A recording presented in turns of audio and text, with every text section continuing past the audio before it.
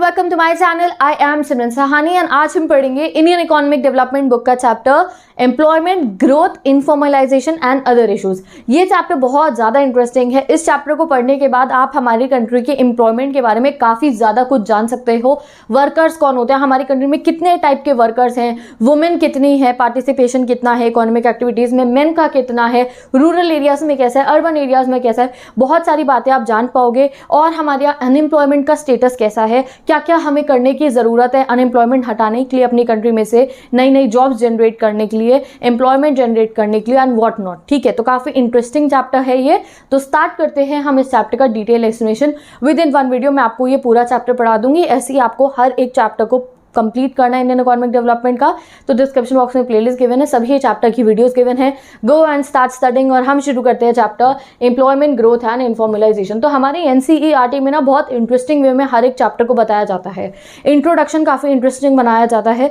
सबसे पहले जो है गाइस, हमारे को देखो क्या बताया है कि हमारी कंट्री में या कहीं पर भी लोग ना काफ़ी सारी अलग अलग टाइप की एक्टिविटीज़ परफॉर्म करते हैं जिनको हम वर्क कह देते हैं।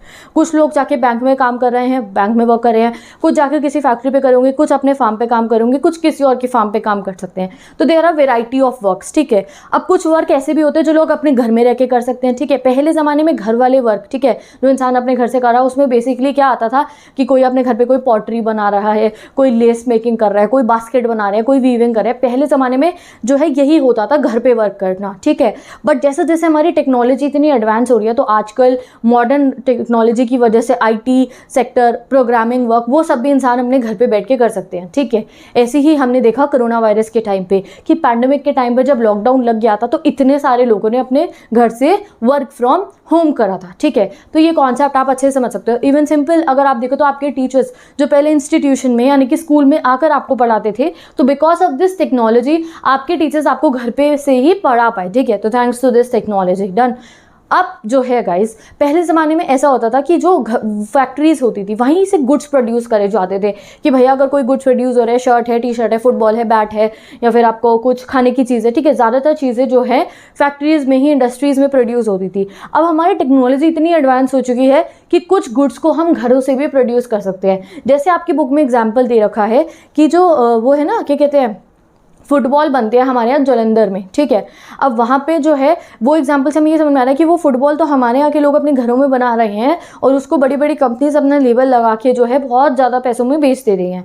तो हमारे यहाँ पे आजकल इतनी टेक्नोलॉजी इंक्रीज़ हो चुकी है कि लोग घर से भी ना गुड्स प्रोड्यूस कर पा रहे हैं। ठीक है, आप वो फोटो देख सकते हो आप यहाँ पे। ठीक है, ये लेडीज़ घर पर फुटबॉल बना रही हैं। ठीक है, तो ये हमारी टेक्नोलॉजी का कमाल है कि लोग घर से बैठ के भी गुड्स प्रोड्यूस कर सकते हैं, पहले जो सिर्फ फैक्ट्रीज में हो पाता था। ठीक है, तो this is all about work. अब लोग अलग अलग टाइप के काम कर रहे हैं, कोई बैंक जा रहा है, कोई टीचर है, कुछ डॉक्टर्स हो सकते हैं, कुछ टीचर हो गए, कुछ फार्म पे काम कर रहे हैं, कुछ so many type of work are there in our country and in all over the world. लोग अलग अलग टाइप के वर्क करते हैं। भाई एक्चुअली में वर्क कर क्यों रहे हैं, क्या ज़रूरत है काम करने की, ये क्वेश्चन पुट अप होता है इस पर कि लोग अलग अलग टाइप के काम कर रहे हैं, क्यों कर रहे हैं ये बताओ। ये एग्जाम में डायरेक्ट क्वेश्चन आ सकता है, व्हाई डू पीपल वर्क। ठीक है, तो इसका आंसर सिंपल, तुम क्या कहोगे, अरे भाई पैसा कमाने के लिए वर्क करते हैं, टू अर्न अ लिविंग, इतने खर्चे जो है अफोर्ड करने के लिए।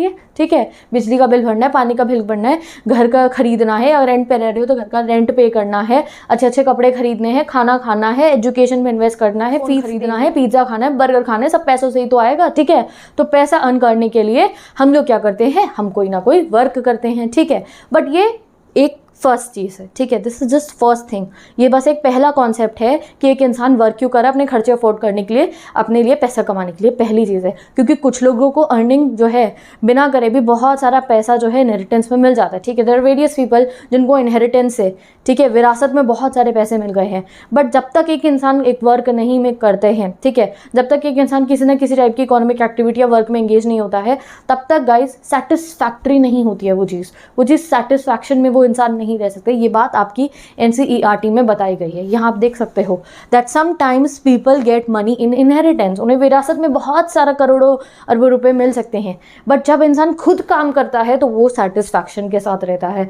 वर्क करने का मतलब यही नहीं है कि आप अपने खुद के लिए कमा रहे हो।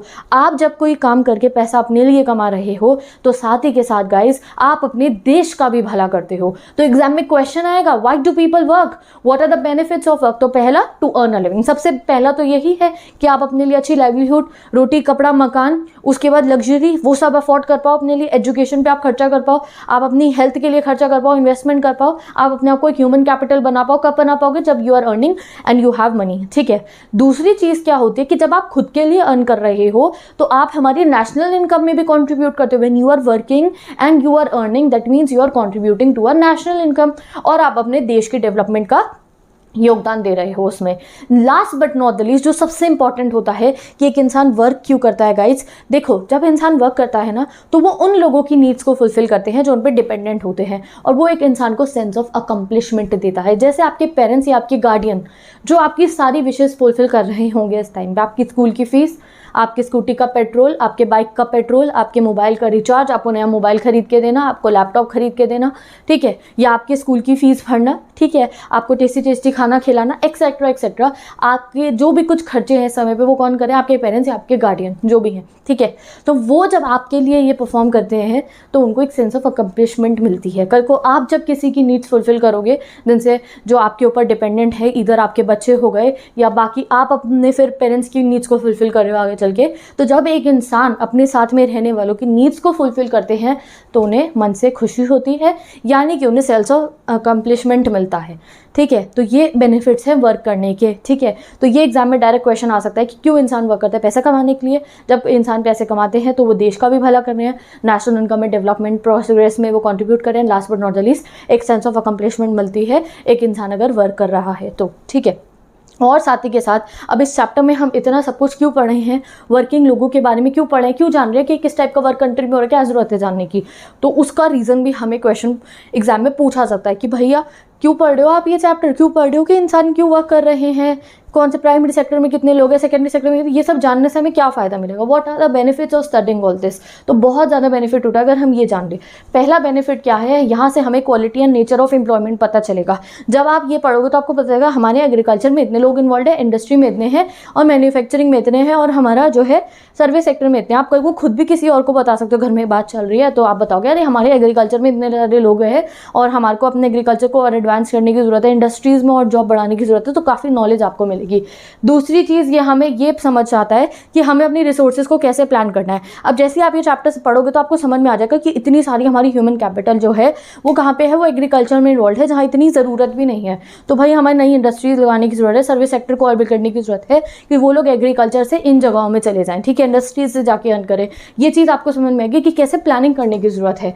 हमारे को ये भी समझ में आएगा कौन सा सेक्टर जो है हमारी नेशनल इनकम में कितना कॉन्ट्रीब्यूशन दे रहा है। अच्छा, एग्रीकल्चर इतना जीडीपी में प्रोवाइड कर रहा है, इंडस्ट्री इतना कर रही है, सर्विस सेक्टर इतना कर रहा है, इतना ग्रोथ हो रहा है, ये हमें पता चलेगा। और last but not the least, जब हम वर्किंग पॉपुलेशन के बारे में पढ़ते हैं, ये वर्क सिस्टम के बारे में पढ़ते हैं, एम्प्लॉयमेंट के बारे में पढ़ेंगे अपनी कंट्री में, तो सोशल इशूज़ जैसे child labour, women employment, informal sectors में जो लोग काम कर रहे हैं उन्हें कितनी प्रॉब्लम सहनी पड़ती है, उनके पास कोई राइट्स नहीं होते हैं, अनफेवरेबल कंडीशंस में वो वर्क करते हैं, वो सब चीज़ आप जान पाओगे जब आप हमारी कंट्री के एम्प्लॉयमेंट के बारे में पढ़ोगे। डन। तो चलो कंटिन्यू करते हैं अपना next topic 7.2 workers and employment. तो देखो एनसीईआरटी जो मैं कही थी ना, हमारी एनसीईआरटी इंटरेस्टिंग वे में स्टोरी फॉर्म में प्रेजेंट करती है। अब आपका इंटरेस्ट बिल्ड करने के लिए हमें ये बताया अरे इतने टाइप के वर्क होते हैं और वर्क इंसान इसलिए करता है क्योंकि उसके भी अलग अलग बेनिफिट्स हैं, ठीक है। अब हम कंटिन्यू करेंगे अपने आगे, रादर देन कि आप डायरेक्ट जंप करो what are economic activities and what are workers. आपके माइंड में एक पूरा का पूरा स्टोरी फॉर्मेट बनाया गया है कि हाँ लोग इतना काम कर रहे हैं, काम करने के लोगों को इतने बेनिफिट्स मिलते हैं, पैसा तो कमाते ही हैं, साथ में अकम्पलिशमेंट मिलती है, साथ में देश का भी भला कर रहे हैं। इतनी सारी बातें आपके दिमाग में बिठाई गई है कि ऐसे आपको डायरेक्ट रट्टा ना मारना पड़े इकोनॉमिक एक्टिविटी की डेफिनेशन क्या, आपको पता है लोग वर्क क्यों कर रहे हैं, ठीक है। तो चलो अब स्टार्ट करते हैं अपना पूरा का पूरा topic 7.2 economic activity and workers के बारे में इसमें हम पढ़ेंगे। तो सबसे पहले इकोनॉमिक एक्टिविटी क्या होती है, what is economic activity. Direct exam में क्वेश्चन आ सकता है 1 मार्कर 2 मार्कर, ठीक है। इकोनॉमिक एक्टिविटी कोई भी एक्टिविटी गाइस जो हमारे जीडीपी में कंट्रीब्यूशन कर रही है उसको हम कहते हैं इकोनॉमिक एक्टिविटी। एक फार्मर अपने खेत में फसल उगा रहे हैं, उसको बेच रहे हैं, वो अपने लिए अर्न कर रहे हैं, वो हमारा जीडीपी में कंट्रीब्यूशन देगा। एक इंसान जो है इंडस्ट्री में जा रहे हैं, इंडस्ट्रीज़ हमारे लिए कॉटन टेक्सटाइल शर्ट वगैरह प्रोड्यूस कर रही है, वो जीडीपी का कंट्रीब्यूशन है। एक जो है सर्विस सेक्टर है, वहाँ ट्रांसपोर्टेशन फैसिलिटी प्रोवाइड हो रही है कि ट्रक लॉरीज चल रही हैं, वहाँ से एक दूसरे से दूसरी जगह सामान जो है वो गुड्स जो हुए, प्रोडक्ट्स जो हो गए वो ट्रांसपोर्ट करे जा रहे हैं, वो हमारा क्या है, एक इकोनॉमिक एक्टिविटी है। ये सब एक्टिविटीज़ हमारे जीडीपी में कंट्रीब्यूट करती है। तो व्हाट आर इकोनॉमिक एक्टिविटीज़? जो भी एक्टिविटी हमारे जीडीपी में कंट्रीब्यूट करी है उनको हम कहेंगे इकोनॉमिक एक्टिविटी, ठीक है। अब नेक्स्ट बात आती है वर्कर कौन हुए। तो तुम कहोगे जो लोग वो वर्क कर रहे थे ना उनको हम वर्कर कहते हैं, नहीं, इसकी और अच्छी डेफिनेशन हम बना सकते हैं कि जो लोग इकोनॉमिक एक्टिविटी कर रहे हैं कोई, उनको हम वर्कर कहते हैं, ठीक है। जो लोग किसी इकोनॉमिक एक्टिविटी को कर रहे हैं उनको वर्कर कहोगे। ऐसा नहीं है कि कोई इंसान कुछ भी काम कर रहा है आप कहोगे कि वो वर्कर है, नहीं, ठीक है। जो इंसान हमारी कोई इकोनॉमिक एक्टिविटी परफॉर्म कर रहे हैं उनको हम जो है वर्कर कहते हैं। और इकोनॉमिक एक्टिविटी क्या होती है? वो एक्टिविटी जो हमारे जीडीपी में कंट्रीब्यूट करे। अब गाइस देखो, सिंपल, आप घर में अपने पौधों में पानी डाल रहे हो, ठीक है, this is also a kind of a work. तो क्या तुम उस समय पे वर्कर कहलाओगे? नहीं कहलाओगे ना। तुम अपने घर में, हाँ, इन्वायरमेंट के लिए तुम बहुत अच्छा कर रहे हो, तुम घर में पौधों में पानी डाल रहे हो, दिस इज़ द वर्क, ठीक है। सिंपल अगर हम कहेंगे ठीक है काम तो कर रहा है इंसान, नहीं ना, तुम अपने घर के लिए पौधों में पानी डाल रहे हो तो वो एक इकोनॉमिक एक्टिविटी में नहीं आएगा, ठीक है। तो वो इकोनॉमिक एक्टिविटी में नहीं आएगा। बट आप अपने उसी घर में रह के आपने अपनी कोई नर्सरी ओपन कर रखी है, ठीक है, आप वहाँ पौधों में पानी दे रहे हो और सुंदर सुंदर पौधे अपने घर में उगा रहे हो और उन पौधों को सेल कर रहे हो, अपने लिए इनकम अर्न कर रहे हो, ठीक है, तो तब आप एक इकोनॉमिक एक्टिविटी कर रहे हो, तब आप वर्कर कहलाओगे, ठीक है। आप सिंपल अपने घर के पौधों में पानी डाल रहे हो तब आप इन्वायरमेंट का भला कर रहे हो, अपने लिए अच्छी ऑक्सीजन की मेंटेनेंस कर रहे हो, that is for your personal benefit. But जब मैंने क्या कहा कि वो पौधे हैं, आपने नर्सरी ओपन कर रखी है अपने यहाँ, वो जो पौधे अच्छे अच्छे उगाते हैं जहाँ पे, फिर तुम्हारे यहाँ से लोग आके वहाँ से खरीद लेते हैं सुंदर सुंदर फूल पौधे, और तब जब आप उनको वो सेल कर रहे हो तब आप एक इकोनॉमिक एक्टिविटी कर रहे हो, तब आप कहलाओगे एक वर्कर, ठीक है। सिंपल अपने घर में पौधों में पानी डाल रहे हो तो आप वर्कर नहीं कहलाओगे। तो वर्कर कौन होते हैं? वो लोग जो किसी इकोनॉमिक एक्टिविटी में इन्वॉल्व हो, उन्हें हम वर्कर कहते हैं, ठीक है। तो ये आपको याद रखना ज़रूरी है। अब वो वर्कर जो है, देखो एनसीईआरटी में कैसे बता रखा है, हो सकता है वो वर्कर कुछ दिनों के लिए अपने घर जो है जहाँ पे वो काम करते हैं वहाँ से छुट्टी पे हो, वेरियस रीज़न की वजह से, चाहे वो बीमार हो, कहीं घूमने गए हो, किसी की शादी हो, कोई फंक्शन हो, इसलिए छुट्टी मारी हो, चाहे वो उस समय पे अपने घर पे बैठ के आराम कर रहे हो, बट वैसे वो जो है वहाँ पे अपनी जगह जहाँ पे वो काम करते हैं वहाँ जाके वर्क कर रहे हैं, तो उनको हम वर्कर कहते हैं। यहाँ से रीड करोगे आप एनसीईआरटी से तो समझ जाओगे। All those who are engaged in economic activities in whatever capacity. Worker कौन हुए? जो किसी इकोनॉमिक एक्टिविटी में इन्वॉल्व है, किसी भी कैपेसिटी में। इकोनॉमिक एक्टिविटी क्या हुई? वो एक्टिविटी जो जीडीपी में कॉन्ट्रीब्यूट, घर पे पानी दे रहे हो पौधों को तो वो जीडीपी में कॉन्ट्रीब्यूट नहीं करेगा। वही पौधों को सुंदर सुंदर बना के तुम उनको जो है सेल कर रहे हो, तुमने अपनी नर्सरी पूरा एक बिजनेस लॉन्च कर रखा है, तब वो जीडीपी में कंट्रीब्यूट कर रहा है, ठीक है। तो जो इकोनॉमिक एक्टिविटी एक इंसान परफॉर्म कर रहा है, जब कोई इंसान एक इकोनॉमिक एक्टिविटी परफॉर्म कर रहा है तो वो कहलाएगा वर्कर, चाहे किसी भी कैपेसिटी में, चाहे घर पे कोई छोटा सा बिजनेस हो, चाहे किसी बहुत बड़ी फर्म में जॉब कर रहे हो, चाहे अपना कोई छोटा सा लैंड हो वहाँ पे फार्मिंग कर रहे हो, चाहे किसी बड़ा सा लैंड आपके पास हो वहाँ फार्मिंग कर रहे हो, एनी काइंड ऑफ कैपेसिटी में आप वर्क कर रहे हो, जीडीपी में कंट्रीब्यूट कर इकोनॉमिक एक्टिविटी के through, you will be known as the worker, ठीक है। यहाँ देखो, even if some of them, यानी कि अगर कोई वर्कर टेम्परेरीली अपनी उस वर्किंग एरिया में नहीं है जहाँ पे वो काम करते हैं, वो काम वो नहीं कर रहे हैं टेम्परेरीली, बीमारी की वजह से उनकी कोई एक्सीडेंट हो गया है, इंजरी हो गई है, उनका जो है कोई फंक्शन आ गया, छुट्टी पे है, कोई शादी है, कोई घर में वो कुछ त्यौहार व्यवहार के चक्कर में छुट्टी मारी है, तब भी वो वर्कर ही कहलाएंगे, ठीक है। तो ये हुई हमारी वर्कर की डेफिनेशन। और वर्कर उन लोगों को भी इंक्लूड करते हैं जो कि इंसान की हेल्प करते हैं, ठीक है। जैसे कि आपके यहाँ, आप अपने यहाँ नर्सरी में आप काम कर रहे हो, आपके साथ में हो सकता है बहुत सारे हेल्पर्स भी हों, तो वो लोग जो आपको हेल्प कर रहे हैं वो भी वर्कर ही कहलाएंगे, ठीक है। तो जो लोग एक मेन इंसान की हेल्प कर रहे हैं, जो मेन एक्टिविटीज़ परफॉर्म कर रहे हैं, उनकी हेल्प कर रहे हैं, उनको भी वर्कर कहा जाता है। और साथ ही के साथ जो लोग सेल्फ एम्प्लॉयड होते हैं ना गाइस, उन्हें भी वर्कर कहा जाता है।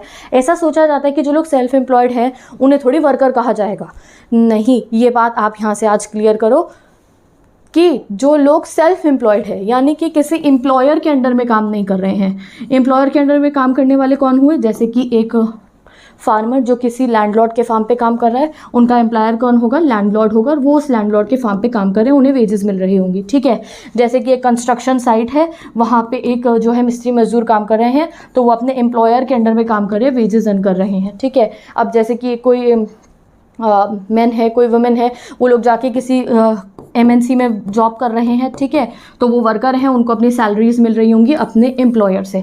तो हाँ, ये तो वर्कर हम कहते हैं। बट गाइज, जो लोग सेल्फ एम्प्लॉयड होते हैं, यानी कि वो किसी एम्प्लॉयर के अंडर में काम नहीं कर रहे हैं, उनका खुद का अपना कोई बिजनेस है, या फिर वो खुद से किसी प्रोफेशन में इन्वॉल्व है, अपने लिए अर्न कर रहे हैं, उनका कोई एम्प्लॉयर नहीं है, उनको भी हम वर्कर ही कहते हैं। ठीक है, ऐसा हो सकता है कि आप सोचो कि भैया जिस इंसान की नर्सरी है, अपना खुद से वो इनकम अर्न कर रहे हैं, वो सेल्फ एम्प्लॉयड है, तो वर्कर ना हो? नहीं, वो भी वर्कर होंगे। क्यों? क्योंकि वर्कर की डेफिनेशन क्या है? वर्कर की डेफिनेशन तो बहुत ब्रॉड है। वर्कर की डेफिनेशन मतलब जो भी इंसान कोई इकोनॉमिक एक्टिविटी कर रहा है, वो वर्कर हुआ। तो आप अपने घर से जो है कर रहे हो, आप सेल्फ एम्प्लॉयड होके कर रहे हो, आप किसी एम्प्लॉय के अंडर में रह के कर रहे हो कोई इकोनॉमिक एक्टिविटी, तो आप वर्कर ही कहलाओगे। तो जो लोग सेल्फ एम्प्लॉयड भी हैं, उनको भी वर्कर ही कहा जाता है। डन। अब इंडिया के एक बार वर्किंग पॉपुलेशन को हम स्टडी करते हैं। ओके, तो इंडिया में ना मल्टीपल टाइप्स में लोग जो है एम्प्लॉयड होते हैं। ठीक है, कुछ लोग हैं पूरे साल वर्क कर रहे हैं, यानी कि अगर वो सेल्फ एम्प्लॉयड भी हैं, खुद से ही अर्न कर रहे हैं, एम्प्लॉयर उनका कोई नहीं है, तो हो सकता है पूरे साल वो अर्न कर पा रहे हो। ठीक है, कुछ होते हैं जो कुछ महीनों के लिए ही एम्प्लॉयड होते हैं। ठीक है, और कुछ होते हैं जिन्हें एम्प्लॉयड तो वो है, बट उनको बहुत कम वेजेस मिल रहे हैं as compare to the work that they are performing. ठीक है, इंडिया के अगर 2017 एंड 18 के वर्कफोर्स की अगर हम बात करें, तो हमारे टोटल पॉपुलेशन में से 471 मिलियन वर्कफोर्स है, यानी कि इतने सारे वर्कर्स हमारी कंट्री में हैं। ठीक है, अब जैसे कि आपको पता है रूरल एरिया में ज़्यादा पॉपुलेशन है, तो इस 471 मिलियन में से ज़्यादा पॉपुलेशन हमारी कहाँ पर रहती है? रूरल एरियाज़ में रहती है, और रूरल एरियाज़ के वर्कर भी ज़्यादा है। इस 471 मिलियन में से 2/3 कौन वर्कर्स होते हैं? हमारे जो हमारे रूरल एरिया से आते हैं। तो ये आपको याद रखना है। इंडिया का 2017-18 में क्या था? 471 मिलियन टोटल पॉपुलेशन थी जो वर्कर्स थे। ठीक है, इसमें से 2/3 कहाँ से आता है? हमारा रूरल एरियाज़ में से। अब थोड़ा सा आपको यहाँ मेन और वुमेन के बारे में भी बता रखा है कि ये 471 मिलियन में से गाइस 77% मेन है। ठीक है, 77% मेन है, और रेस्ट बचे हुए जो हैं वो वुमेन है। और साथ ही के साथ से वुमेन ही नहीं, चाइल्ड लेबर भी है, और चाइल्ड लेबर दोनों ही, बच्चा भी हो सकता है, वो एक बॉय भी हो सकता है और गर्ल भी हो सकती है। तो ये डिफरेंस इमेजिन करो कि भाई 471 मिलियन, इतने सारे एम्प्लॉयड पीपल, इतने सारे वर्कर्स में से अगर हम कहें, सिंपल वर्कर बोलना चाहिए। वर्कर कौन? जो इकोनॉमिक एक्टिविटी कर रहे हैं, जीडीपी में कंट्रीब्यूट करें किसी भी वे में। ठीक है, तो वो वर्कर्स में से 77% मेन है, बाकी बचे हुए फीमेल है, और उसमें भी कुछ बच्चे आ जाएंगे जो चाइल्ड लेबर में इन्वॉल्व है। ऐसा क्यों? इतना डिफरेंस क्यों है? क्या वुमेन हमारे यहाँ वर्कर नहीं है? क्या वुमेन काम नहीं करती है? नहीं गाइस, वुमेन बहुत काम करती हैं, रूरल एरिया में भी और अर्बन एरियाज में भी, बट उनके काम की उनको सैलरी वेजेस नहीं मिलती हैं, इसलिए उनको वर्कर नहीं कहा जाता। अभी इस कॉन्सेप्ट के बारे में आगे आप और डिटेल में जानोगे in the working population ratio. So now let's study the next topic, जहाँ पे आप इस वर्किंग पॉपुलेशन रेशियो के बारे में अच्छे से जानने वाले हो। अब कभी आपने सुना होगा कि भैया हमारे यहाँ पे, अगर आपको डिटेल में पढ़ना हो, यहाँ आपको वर्कर पॉपुलेशन से पता चल गया, हाँ 471 मिलियन हमारे यहाँ वर्कर्स हैं, बट उन वर्कर्स को अगर आपको और अच्छे से जानना हो, उनके बारे में और जानकारी लेनी हो, तो हमारे पास एक जरिया होता है। वो क्या होता है? Working population ratio. Working population निकालने का एक आसान सा फॉर्मूला होता है, और अगर आप उस फॉर्मूला के हिसाब से अगर स्टडी करोगे, तो आपको काफ़ी सारी बातें हमारे आगे वर्कर्स के बारे में पता चल सकती है। तुम्हें पता चल जाएगा मेन कितने इन्वॉल्व हैं, रूरल एरिया में कितने आदमी वर्क कर रहे हैं, रूरल एरिया में कितनी औरतें वर्क कर रही हैं, सब कुछ आपको पता चल सकता है इस वर्किंग पॉपुलेशन रेशियो से। अभी आगे हम इसको पढ़ेंगे भी, बट एक बार जरा वर्किंग पॉपुलेशन रेशियो की डेफिनेशन देख लो, अगर एग्जाम में लिखने को आ जाए तो। वर्किंग पॉपुलेशन रेशियो क्या होता है? यहाँ मैंने ब्लैक में वर्किंग पॉपुलेशन रेशियो के बारे में बता रखा है। ये एक तरीके का इंडिकेटर होता है, बताता है, एनालाइज करने में हेल्प करता है हमारी कंट्री की एम्प्लॉयमेंट के बारे में। अगर एक कंट्री का वर्किंग पॉपुलेशन रेशियो हाई, तो मतलब कंट्री में ज़्यादा लोग जो है जीडीपी में कंट्रीब्यूट कर रहे हैं, ज़्यादा लोग इकोनॉमिक एक्टिविटी में परफॉर्म कर रहे हैं। अगर मीडियम और लो है, मतलब ज़्यादा लोग काम नहीं कर रहे हैं, ज़्यादा लोग वर्कर नहीं हैं। तो अगर आपने वर्किंग पॉपुलेशन पता लगा ली कंट्री की रेशियो के थ्रू, तो आप उसको कंपेयर भी कर सकते हो। अच्छा, इंडिया में इतने लोग वर्किंग पॉपुलेशन रेशियो से पता लगाया आपने, टोटल में से इतने लोग वर्कर्स हैं। अच्छा, अमेरिका में इतने हैं, अच्छा चाइना में इतने हैं। तो ये कंपेरिजन करने में भी बहुत हेल्प करता है, और डिटेल में स्टडी करने में ये वर्किंग पॉपुलेशन रेशियो हमारा बहुत हेल्प करता है। ठीक है, अब ये जो वर्किंग वर्किंग पॉपुलेशन रेशियो है, इसका फॉर्मूला क्या होता है गाइज, ये रहा इसका फॉर्मूला। इंडिया का अगर आपको वर्किंग पॉपुलेशन रेशियो निकालना हो तो हमारे टोटल नंबर ऑफ वर्कर्स जो है इंडिया के, जितने भी टोटल नंबर ऑफ वर्कर्स है उनको आपको डिवाइड करना पड़ेगा इंडिया की पॉपुलेशन से और मल्टीप्लाई बाय 100, तो आपको वर्किंग पॉपुलेशन रेशियो मिल जाएगा इंडिया का। डन। तो ये होता है इसका पूरा का पूरा एक फॉर्मूला। एग्जाम में फॉर्मूला आ सकता है तो इसको ज़रा ध्यान रखना। अब हम इस टेबल को स्टडी करेंगे। इसमें हमें इंडिया की वर्किंग पॉपुलेशन रेशियो 2017-18 में था, उसके बारे में सारी डिटेल्स दी गई है। ये मैंने एनसीईआरटी यूज़ करी है गाइस 2022-23 की, और उसमें ये डेटा गिवन था। तो I am teaching you according to the latest concept, ठीक है। तो चलो इसको पढ़ते हैं।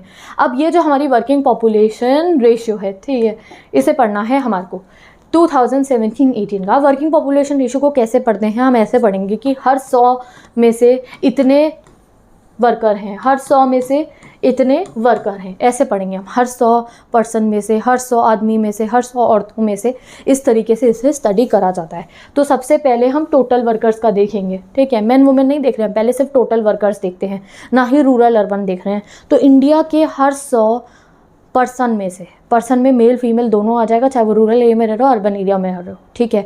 इंडिया के हर 100 पर्सन में से 35% कौन होंगे, वर्कर होंगे। सबसे पहली चीज़ इससे हमें ये पता चली कि इंडिया में हर 100 इंसान बोल लो, ह्यूमन बीइंग बोल लो, पर्सन बोल लो, हर 100 पर्सन में से 35 कौन होंगे, वर्कर होंगे। 34.7 राउंड ऑफ करके हमने 35 कर दिया। अब इससे आप बाकी कंट्री से भी कंपैरिजन कर सकते हो। अच्छा, चाइना में हर 100 में से कितने वर्कर हैं, यूएसए में कितने हैं, ब्रिटेन में कितने हैं, श्रीलंका में कितने हैं, ठीक है, बांग्लादेश में कितने हैं, आप कंपैरिजन कर सकते हो। कंपैरिजन करने में ये हेल्प करता है, ठीक है।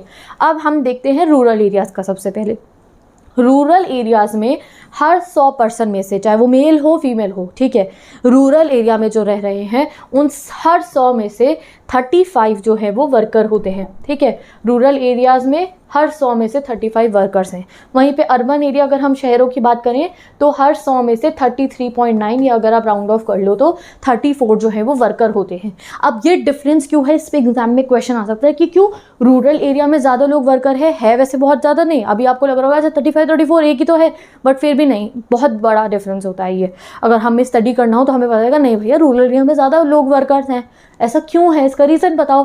तो रूरल एरिया में ज़्यादा लोग वर्कर है as compare to the urban area. इसका क्वेश्चन एग्जाम में आ सकता है, why in rural areas there is more working population, ज़्यादा लोग वर्कर वहाँ क्यों हैं। तो इसका रीज़न देयर आर मैनी, उसके रीज़न आपको यहाँ बताती हूँ। यहाँ इस येलो बॉक्स से आपको उसके रीज़न पता चल जाएंगे। एग्जाम में इसका क्वेश्चन आता है, येलो नहीं ब्लू बॉक्स है, एग्जाम में क्वेश्चन आएगा तो आप बता सकते हो, ठीक है। कोई लर्न नहीं करना है, बता रही हूँ, ठीक है। सबसे पहला रीज़न देखो, जो रूरल एरिया में लोग होते हैं उनके पास इतनी रिसोर्सेज नहीं होती, उनके पास इतनी इनकम नहीं होती, वो ज़्यादा सेविंग नहीं कर पाते हैं। तो at a point of time उनको जो है किसी ना किसी इकोनॉमिक एक्टिविटी में इन्वॉल्व होना ही पड़ता है अपने खर्चे संभालने के लिए, अर्निंग करने के लिए, ठीक है।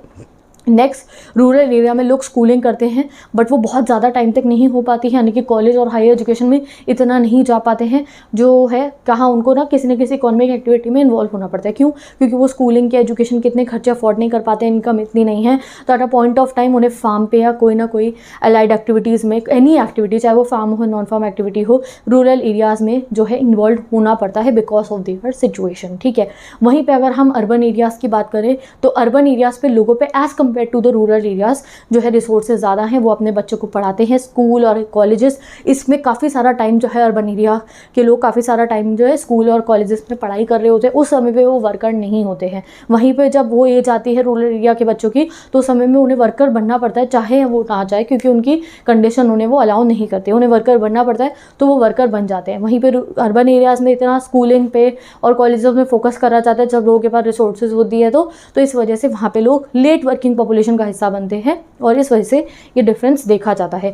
नेक्स्ट जो है, जब लोगों को एम्प्लॉयमेंट के लिए वो रेडी भी होते हैं। अर्बन एरिया में अलग अलग टाइप की एम्प्लॉयमेंट अपॉर्चुनिटीज़ होती है as compare to the rural area. Definitely गांव में कितनी अपॉर्चुनिटीज़ है और शहर में कितनी, ऑब्वियसली शहर में ज़्यादा होती है, ठीक है। तो जब शहर में एक इंसान एम्प्लॉयमेंट लेने के लिए रेडी हो जाता है, यानी कि they are ready, they are qualified, now they have to get some kind of a work, तो उसके लिए पहले वो सोचते हैं कि नहीं, जो मेरी जॉब, मेरी क्वालिफिकेशन और मेरे हिसाब से होगी, मैं वेट करता हूँ उसका, ठीक है। है। वहीं पे रूरल एरिया में जो रिसोर्सेज नहीं होती है इतनी, जो सेविंग इतनी नहीं है, रूरल एरिया के इंसान को वो चीज़ अलाउ नहीं होती है। उन्हें जल्द से जल्द, चाहे उन्हें कोई ऐसी एक्टिविटी करनी पड़े जिसमें उन्हें लो वेजेस मिल रही है, उन्हें वो एक्टिविटी करनी पड़ती है बिकॉज ऑफ देयर कंडीशन। इसलिए रूरल एरियाज़ में कंपैरेटिवली ज़्यादा वर्किंग पॉपुलेशन है as compare to urban areas. Done. तो ये डिफरेंस आपको याद करना है, ठीक है। अब हमने पढ़ लिया हमारा रूरल एरिया में ज़्यादा लोग वर्कर्स हैं as compare to the urban area. अब हम फीमेल के बारे में पढ़ेंगे। मेन का तो आपको पता ही है, मैन ही ज़्यादा है ऑब्वियसली हमारी वर्किंग पॉपुलेशन में, बट फीमेल को हमारे को स्टडी कराया गया है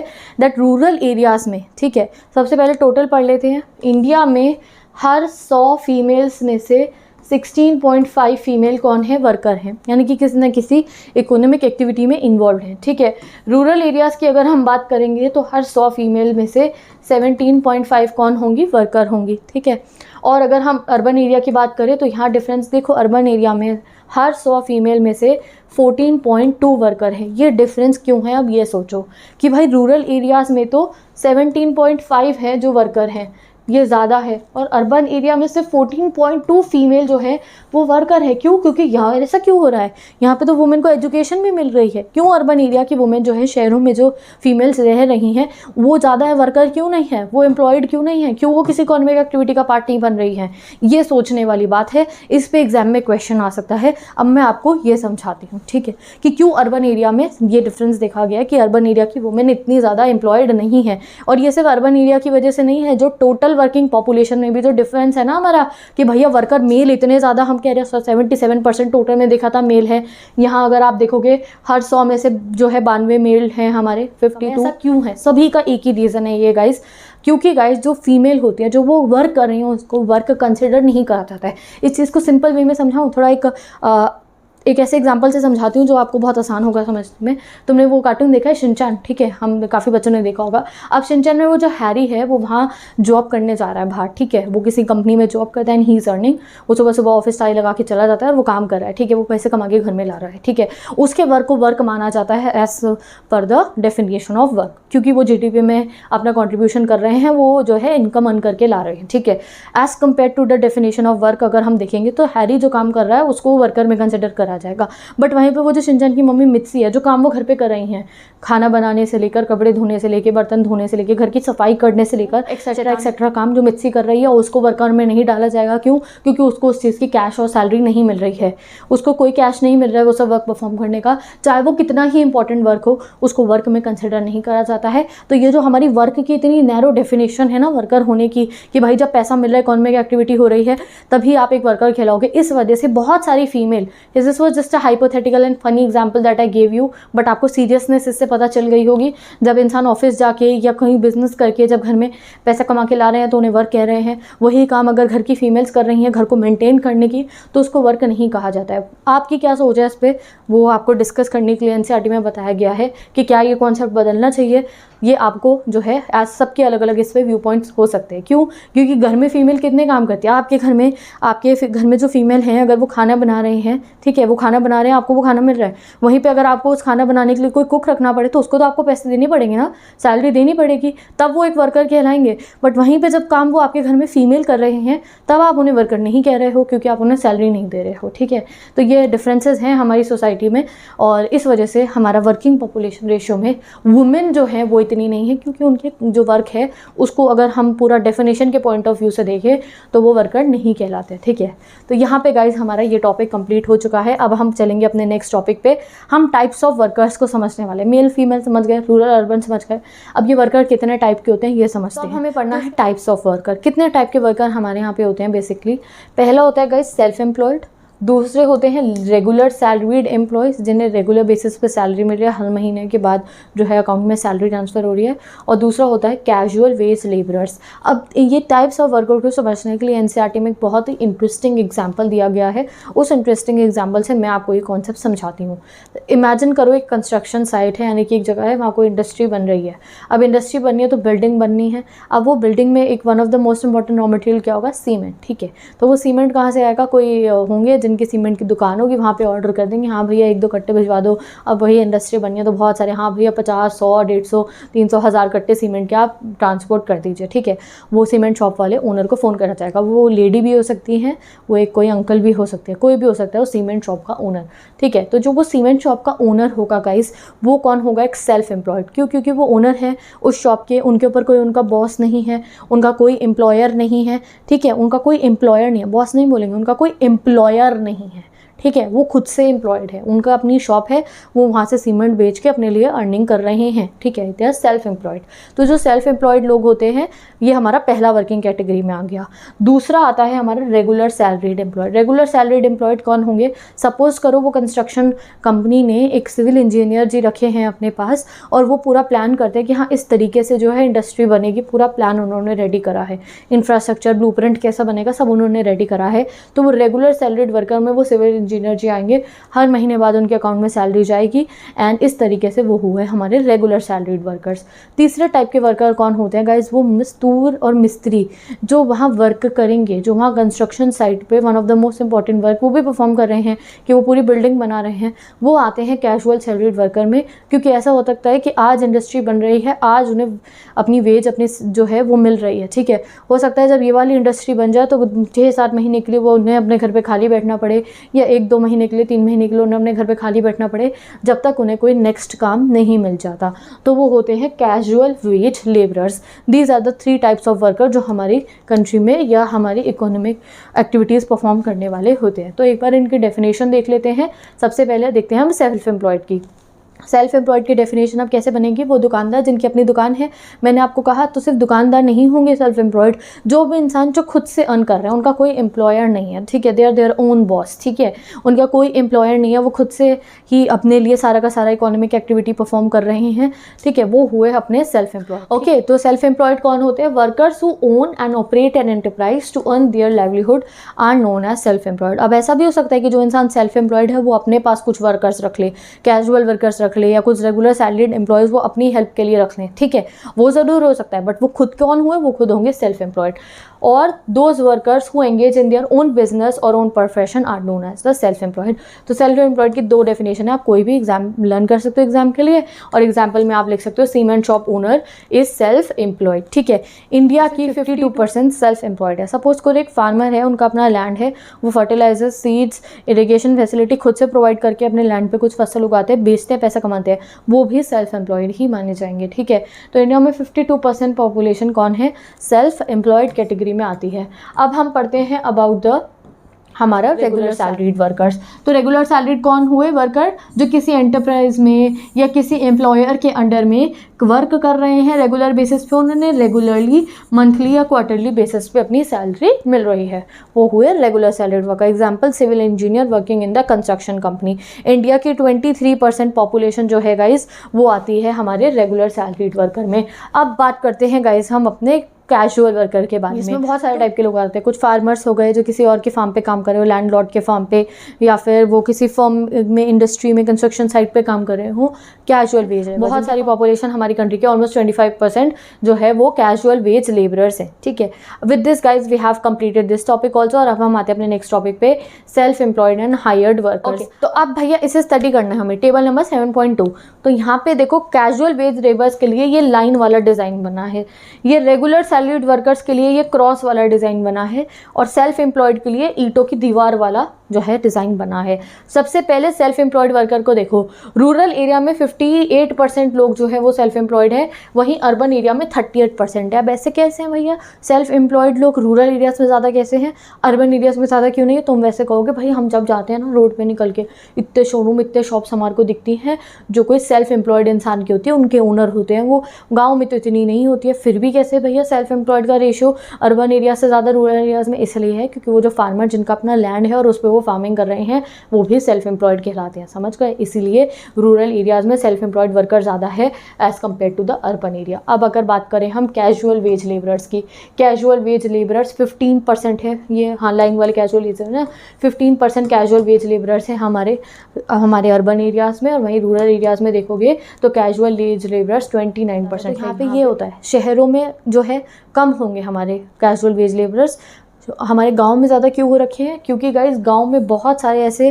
फार्मर्स होते हैं जिन पे अपना लैंड नहीं होता, उन पे अपना खेत नहीं है, तो वो लैंडलेस लेबरर्स होते हैं और वो दूसरों लैंडलॉर्ड्स के फार्म पे, बड़े बड़े ज़मींदारों के फार्म पे जाके वहाँ पे जो है as a casual wage labour काम करते हैं। हार्वेस्टिंग सीजन जब आता है ना, जब हार्वेस्ट करनी होती है फसलें, तब बहुत सारे फार्मर्स को जो है कैजुअल वेज लेबर वो बन जाते हैं, तब वो इनकम अर्न कर पाते हैं, वो जाके फसल काटते हैं, ठीक है। जो सोइंग सीज़न होता है उस समय पे उन्हें जॉब मिलती है। जिनका अपना लैंड नहीं है वो सोइंग सीज़न पे जाके बड़े बड़े फार्मर्स के फार्म पे जाके सो करने में और हार्वेस्ट करने में वहाँ पे वो इनकम जनरेट करते हैं। तो जो रूरल एरियाज़ में कैजुअल वेज लेबर ज़्यादा इसलिए हैं और अर्बन एरियाज़ में as compare to the rural areas कम है, ठीक है। अब बात करते हैं हम रेगुलर सैलरीड एम्प्लॉयज़ की। तो ऑब्वियसली रेगुलर सैलरीज एम्प्लॉयड का आप देख सकते हो 47% शहरों में है, सिर्फ 13% है हमारे रूरल एरियाज़ में। क्यों? आपने देखा होगा सारी MNCs कंपनीज इंडस्ट्रीज ज़्यादातर जो रेगुलर सैलरीज जो है वो किसी को प्रोवाइड कर रही हैं, वो कहाँ है? वो शहरों में है। स्कूल में आपके टीचर भी एक रेगुलर सैलरीड एम्प्लॉयड होते हैं। अगर कोई कंपनी खुली है आपकी किसी शहर में, वो एक रेगुलर सैलरीड एम्प्लॉय वहाँ पे होते हैं। आप डोमिनोज देख रहे हो, बिग बाज़ार देख रहे हो, एप्पल का शोरूम देख रहे हो, सैमसंग का कोई सर्विस सेंटर देख रहे हो,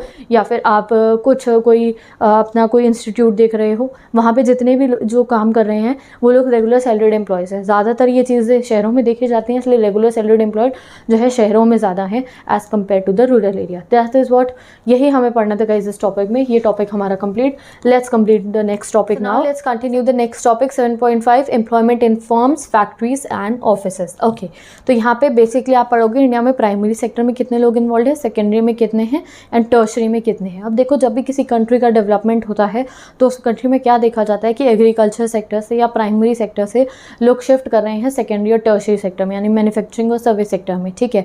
और जब ये शिफ्ट होता है तो इसमें डेफिनेटली रूरल अर्बन माइग्रेशन देखा जाता है, क्योंकि रूरल एरियाज़ में ज़्यादातर एग्रीकल्चर होता है और इंडस्ट्री शहरों में लगी होती है, सर्विस सेक्टर की डिमांड ज़्यादा शहरों में होती है, तो यहाँ रूरल अर्बन माइग्रेशन भी देखा जाता है। हमारे यहाँ 8 टाइप की इकोनॉमिक एक्टिविटीज़ होती है। एग्जाम में क्वेश्चन आ सकता है कि किस टाइप की इकोनॉमिक एक्टिविटीज़ होती है, तो बेसिकली 8 टाइप की इकोनॉमिक एक्टिविटीज़ के बारे में हमारी NCERT में बताया गया है। पहला एग्रीकल्चर, जो एक प्राइमरी सेक्टर का पार्ट है। माइनिंग एंड क्वेरिंग, ये भी एक प्राइमरी सेक्टर का पार्ट है। मैन्युफैक्चरिंग, अब ये आ जाएगा गाइस हमारा सेकेंडरी सेक्टर का पार्ट। इलेक्ट्रिसिटी, जो इलेक्ट्रिसिटी है गाइस उसको भी जनरेट करा जाता है, मैन्युफैक्चर करा जाता है, ये भी सेकेंडरी सेक्टर में आएगा। गैस एंड वाटर सप्लाई, ये भी सेकेंडरी सेक्टर में आएगा। कंस्ट्रक्शन, ये भी सेकेंडरी सेक्टर में आएगा, क्योंकि यहाँ पे एक बिल्डिंग को प्रोड्यूस करा जा रहा है, मतलब पूरा फॉर्म करा जा रहा है ना, तो जैसे एक गुड मैन्युफैक्चर होता है वैसे एक पूरी बिल्डिंग मैन्युफैक्चर हो रही है, तो ये भी हमारा सेकेंडरी सेक्टर में आता है। जो हमारा सर्विस सेक्टर है उसमें क्या चीज़ें आती हैं? ट्रेड, ट्रांसपोर्ट एंड स्टोरेज और अलग अलग टाइप की बाकी सर्विसेज, ये हमारी एक्टिविटीज़ होती हैं और ऐसे इनको हम डिवाइड करते हैं between primary, secondary and tertiary. ये बात पूरी यहाँ बताई गई है, मैंने तुम्हें पूरा डिटेल में समझा दिया है। अब इंडिया की अगर हम बात करें तो primary sector main source of employment है मेजॉरिटी ऑफ वर्कर्स की। सेकेंडरी सेक्टर जो है हमारा, आप देखो 24% एम्प्लॉयमेंट जनरेट कर रहा है कंट्री में, और अबाउट 31% जो है सर्विस सेक्टर कर रहा है। तो नंबर 1 पे प्राइमरी, नंबर 2 पे सर्विस सेक्टर, नंबर 3 पे हमारा सेकेंडरी सेक्टर, इंडस्ट्रीज़ या मैन्युफैक्चरिंग वाला एरिया एम्प्लॉयमेंट जनरेट कर रहा है। अगर हमें अपनी कंट्री को डेवलप करना है तो हमें इस सेक्टर पे भी ध्यान देने की बहुत ज़रूरत है, क्योंकि ये सेक्टर तो आपको पता है ग्लोबलाइजेशन के बाद इंक्रीज़ हुआ सर्विस सेक्टर। यहाँ पे हमारा इंडस्ट्रियल इंफ्रास्ट्रक्चर अगर अच्छा होगा तो एग्रीकल्चर से जब अगर लोग यहाँ शिफ्ट होंगे तो कंट्री होगी हमारी और ज़्यादा डेवलप, ठीक है। तो हमने देख लिया। अब बता दो मेरे को प्राइमरी सेक्टर में कितने लोग इन्वॉल्व है पूरा 100% में से? 31% सर्विस में, 24% सेकेंडरी सेक्टर में। तो प्राइमरी में कितने, ज़रा जल्दी से कॉमेंट सेक्शन में बता देना। यही चीज़ गाइस हमारे इस वाले जो है पूरे बॉक्स में बता रखी है। ये एक बार आपको स्टडी करना हो तो आप कर सकते हो। यहाँ पे हमें बता रखा है कि रूरल एरियाज़ में कितने लोग प्राइमरी सेक्टर में है, अर्बन एरियाज़ में कितने हैं, मेल कितने हैं, फीमेल कितने हैं, ठीक है। तो this boxes for our understanding purpose, तो आप इसको भी देख सकते हो। अब हम मूव करते हैं अपने नेक्स्ट टॉपिक पे, growth and changing structure of employment. यहाँ से मूव करेंगे हम अनएम्प्लॉयमेंट के कॉन्सेप्ट पे। यहाँ से हमें समझ में आएगा, एम्प्लॉयमेंट तो पढ़ लेना इतने टाइप की होती है ऐसे रूरल में, अर्बन एरियाज़ में। अब धीरे धीरे गाइस हम पॉइंट पे आने वाले हैं, अनएम्प्लॉयमेंट के बाद में हम इस टॉपिक के बाद जानने वाले हैं, ठीक है। तो let's continue this topic. Study the topic 7.6 growth and changing structure of employment. आपने कभी सुना है इंडिया की यूथ को एम्प्लॉयमेंट की बहुत ज़रूरत है, हमारे यहाँ बहुत ज़्यादा अनएम्प्लॉयमेंट है? हाँ, तो ये चीज़ हम समझेंगे आज। इवन तो हमारी इकोनॉमी बहुत डेवलप कर रही है, हम आजकल पूरे के पूरे वर्ल्ड में rising economies of the world में है, बट फिर भी हमारे यहाँ इतनी अनएम्प्लॉयमेंट है। और ये चीज़ अगर हमने ठीक करी तो हमारे कंट्री में और भी बहुत ज़्यादा डेवलपमेंट आ सकती है, ठीक है। तो इस चीज़ को अभी हम हमें स्टडी करना है, सबसे पहला आपको ये ग्राफ बताया गया है। आप इस ग्राफ को मैं बाद में बताऊंगी, पहले यहाँ से स्टडी करते हैं। देखो इस ग्राफ को जब आप पढ़ोगे, आप अपनी बुक ओपन करके भी देख सकते हो। 1950 से 2010 में हमने देखा है कि हमारा जो GDP है वो ग्रो कर रहा है, ठीक है। ऐसा नहीं है कि हमारी कंट्री में डेवलपमेंट नहीं हो रहा, नहीं, हमारे इकोनॉमिक ग्रोथ हो रही है, हमारा GDP ग्रो कर रहा है, पॉजिटिवली हमारा GDP जो है वो ग्रो कर रहा है। बट गाइज जितने लेवल पे हमारा GDP बढ़ रहा है उतने लेवल पे हमारे यहाँ एम्प्लॉयमेंट रेट नहीं बढ़ रहा है, यानी कि उतने लोग एम्प्लॉयड नहीं है। GDP बढ़ रहा है तो मतलब ठीक है भाई, और वर्कर सारे होंगे जो GDP में कॉन्ट्रीब्यूट कर, नहीं, हमारे यहाँ वही वाले वर्कर ज़्यादा कॉन्ट्रीब्यूशन दे रहे हैं GDP में, नई जॉब्स हमारे यहाँ जनरेट नहीं हो रही हैं।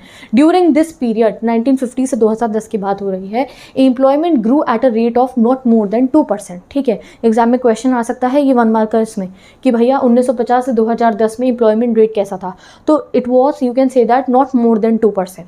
तो इतने कम लेवल पे हमारे एम्प्लॉयमेंट ग्रोथ हो रही है, GDP इनफैक्ट उससे ज़्यादा बढ़ रही है। तो इस वजह से देखा गया कि हमारे यहाँ पे क्या हो रही थी, ग्रोथ तो हो रही है, बट वो ग्रोथ कैसी हो रही है, जॉबलेस ग्रोथ। इस कॉन्सेप्ट को बोला जाता है जॉबलेस ग्रोथ। तो GDP तो बढ़ रहा है बट एम्प्लॉयमेंट ग्रोथ नहीं हो रही है। अब दोबारा देखते हैं चार्ट 7.3 को। 1990s पे इन्होंने पढ़ने को कहा है हमें, ये 60, 61, 66, 74, 79, 80, 90। अब यहाँ पे गाइज आप देखो, जो ग्रे कलर से है वो GDP है, ब्लैक कलर से है वो एम्प्लॉयमेंट है। अब इन्होंने क्या कहा है हमारे को, दैट, यहाँ पे देखते हैं, वेट अ सेकेंड। तो देखो क्या बताया है, यहाँ देखो, chart 7.3 points at another disheartening development in the late 1990s। 1990 के बाद से एक बहुत ही दुख भरी डेवलपमेंट हमारे यहाँ हुई। Employment growth started declining and reach the level of growth that India had in the early planning stages. यानी कि 1990 के बाद हमारी एम्प्लॉयमेंट इतना ज़्यादा लो गई, उतने लेवल पे चली गई जितना हमारे अर्ली डेवलपमेंट पीरियड में था। यहाँ आप देखो, ये आया 1990, ठीक है, ये आया 1990 में ये ब्लैक कलर से ये 1.5 से 0.98 पे पहुँच गया, और ये 0.98 ये वाला लेवल तो गाइज हमारे यहाँ अर्ली प्लानिंग ईयर्स में था, 1950 से 1960 के बीच में था। जो अर्ली प्लानिंग ईयर में जो लेवल ऑफ एम्प्लॉयमेंट हमारे यहाँ थी, उस एम्प्लॉयमेंट लेवल पे हम पहुँच गए थे 1990s के लेटर पीरियड में। उसके बाद आप यहाँ जाके देख सकते हो, अब जाके हमारे यहाँ ये कौन सा पीरियड आया हमारा, ये 1999 से 2005 वाला, यहाँ जाके हमारे यहाँ एम्प्लॉयमेंट जनरेशन इंक्रीज़ हुई, वरना हमारी एम्प्लॉयमेंट इतने लो लेवल पे चली गई थी। बट GDP ग्रो हुआ है, ये देखो 1990 के बाद GDP तो बढ़ा बट एम्प्लॉयमेंट नीचे चली गई। स्टडी करो ना स्टार्ट को, ये देखो 1990 के बाद से, ज़रा मैं इसे जूम इन करती हूँ, ये देखो 1990 GDP तो बढ़ा 1990 में, ये 3.4 से 6.1 पे गया है। बट वहाँ देखो 1990s के बाद वाले पीरियड में जॉब कितनी लो हुई है, 1.5 से 0.98 पे पहुँच गई, जो अर्ली प्लानिंग ईयर्स के लेवल का था। तो ये जब ऐसा होता है तो ये कंट्री के लिए अच्छा नहीं है। इस ग्रोथ को क्या बोला जाएगा, जॉबलेस ग्रोथ। कि GDP तो बढ़ा दिया, GDP तो 3.14 से 6.1 पहुँच गया, 3.4 से 6.1 पहुँच गया, जॉब्स तो जनरेट नहीं हुई, 6.1 से 8.7 तक भी पहुँचा, बट फिर भी जॉब्स इतनी जनरेट नहीं हुई उस लेवल पे। तो इसको कहा जाता है जॉबलेस ग्रोथ। पढ़ते हैं अब यहाँ पे गाइज हमारे को प्राइमरी, सेकेंडरी, टर्शियरी सेक्टर के बारे में बता रखा है कि कैसे कैसे धीरे धीरे जैसे हमारी कंट्री डेवलप कर रही है, और ज़्यादातर हर कंट्री जब वो डेवलप होना चाहती है तो वो चाहते हैं एग्रीकल्चर सेक्टर पर से बर्डन हट के वो सेकेंडरी और टर्शियरी सेक्टर में शेयर करा जाए। तो ये चीज़ हमारी कंट्री में भी देखी गई। जैसे कि अगर आप देखो 72-73 का पीरियड, यहाँ पूरा एक चार्ट गिवन है ये पूरे कॉन्सेप्ट को समझने के लिए। अगर आप 72-73 का पीरियड देखोगे तो 74% पॉपुलेशन, ऑलमोस्ट 74.3 पॉपुलेशन जो है वो प्राइमरी सेक्टर में इन्वॉल्व है। और आते आते अगर आप यहाँ देखो हमारा 2017-18 का तो सिर्फ 44% बची है। 11-12 में देखोगे तो 48 है, 64, 68.6। तो ये धीरे धीरे डिक्रीज हो रहा है ना। क्यों हो रहा है? क्योंकि धीरे धीरे सेकेंडरी और टर्शियरी सेक्टर में जाके लोग ज़्यादा जॉब करना स्टार्ट कर देते हैं, या वहाँ जाके ज़्यादा अपना उन इकोनॉमिक एक्टिविटीज़ में ज़्यादा एम्प्लॉय हो रहे हैं। ठीक है, सेकेंडरी एक्टिविटी जो सिर्फ 10.9 होती थी 1972 से 73 में, आज के समय पे वो 24.4 जो है परसेंटेज जो है आप कह सकते हो ज़्यादातर लोग यहाँ एम्प्लॉयड है। ठीक है, 24.4% people are employed in the secondary activity. ठीक है, सर्विस सेक्टर का अगर आप देखो तो वो अगर वो हमारा 72-73 में 14.8 था तो आज के समय पे वो 31 है। तो ये हमारा चेंज आया है धीरे धीरे हमारी वर्किंग पॉपुलेशन में कि अब लोग सेकेंडरी एंड टर्शियरी सेक्टर जब राइज हो रहा है तो प्राइमरी सेक्टर से सेकेंडरी टर्शियरी में जाया जा रहा है। एंड दिस इज़ गुड, ऐसा होना भी चाहिए क्योंकि इसी तरीके से कंट्री और अच्छे से डेवलप कर सकती है। अब दूसरा कॉन्सेप्ट जो हमें समझना है that is of casualisation casualisation of workers का, ठीक है। वैसे अगर आप देखोगे तो हमारे यहाँ पे सबसे ज़्यादा सेल्फ एम्प्लॉयड वर्कर ही है। 72, 73 देख लो, 1983 देख लो, 1994 वाला, 11-12 वाला, 2017-18 वाला, सबसे ज़्यादा आपको जो है सबसे ज़्यादा कौन दिखेंगे, सेल्फ एम्प्लॉयड ही दिखेंगे। बट अगर आप इसे ध्यान से स्टडी करोगे तो हमारा जो ये कैजुअल वेज लेबरर्स है 72 से 1994 में कितना बड़ा राइज आया है हमारे कैजुअल वेज लेबरर्स में, 23.2 से 31.8 हुआ। तो इस कॉन्सेप्ट को कि जब कैजुअल वेज लेबरर्स इतने ज़्यादा हाई प्रपोर्शन में हो जाए, इस कॉन्सेप्ट को बोला जाता है कैजुअलाइजेशन ऑफ वर्कर। यानी कि इसमें क्या हुआ होगा कि काफ़ी सारे सेल्फ एम्प्लॉयड और रेगुलर सैलरीड एम्प्लॉयज़ जो पहले हुआ करते थे, अब वो कहाँ चले गए हैं, वो कैजुअल वेज लेबरर बन गए हैं। इस कॉन्सेप्ट को बोला जाता है कैजुअलाइजेशन ऑफ वर्कर। ये एग्जाम में एज अ क्वेश्चन आ सकता है। तो यहाँ जब अपना यहाँ ग्राफ के थ्रू आपने देखा है, चार्ट के थ्रू आपने देखा, तो आप ज़्यादा से समझ सकते हो। यहाँ से ये सबसे ज़्यादा कब हुआ था, 72 से 94 के पीरियड में। सेल्फ एम्प्लॉयड तो 61.4 से 54.6 पहुँचे। तो जो वो 54.6 हुए थे, यानी कि उनमें से कुछ कैजुअल वर्कर बने, कुछ रेगुलर सैलरीड बने। रेगुलर सैलरीड भी अगर आप देखोगे इस पीरियड में, तो कहाँ 72 में तो 15.4 थे, यहाँ पे 13.6 हो गए हैं। यानी कि रेगुलर वर्कर्स भी डिक्रीज़ हुए हैं। सबसे ज़्यादा वर्कर्स कहाँ बढ़े, ये कैजुअल में 23 से 31.8 पहुँच गए हैं। तो ये जो पूरा ये 72 से 94 के पीरियड में हुआ कि कैजुअल वेज लेबर बढ़ गए, लोग अपना सेल्फ एम्प्लॉयड वाला इकोनॉमिक एक्टिविटी छोड़ के, रेगुलर एक्टिविटी छोड़ के, रेगुलर सैलरीड एम्प्लॉय वाली उसको छोड़ के इन्हें कैजुअल वर्कर बनना पड़ा। इस कॉन्सेप्ट को बोलते हैं हम कैजुअलाइजेशन ऑफ वर्कर। ये इंडिया में देखा गया था between the period of 1972 to 1994।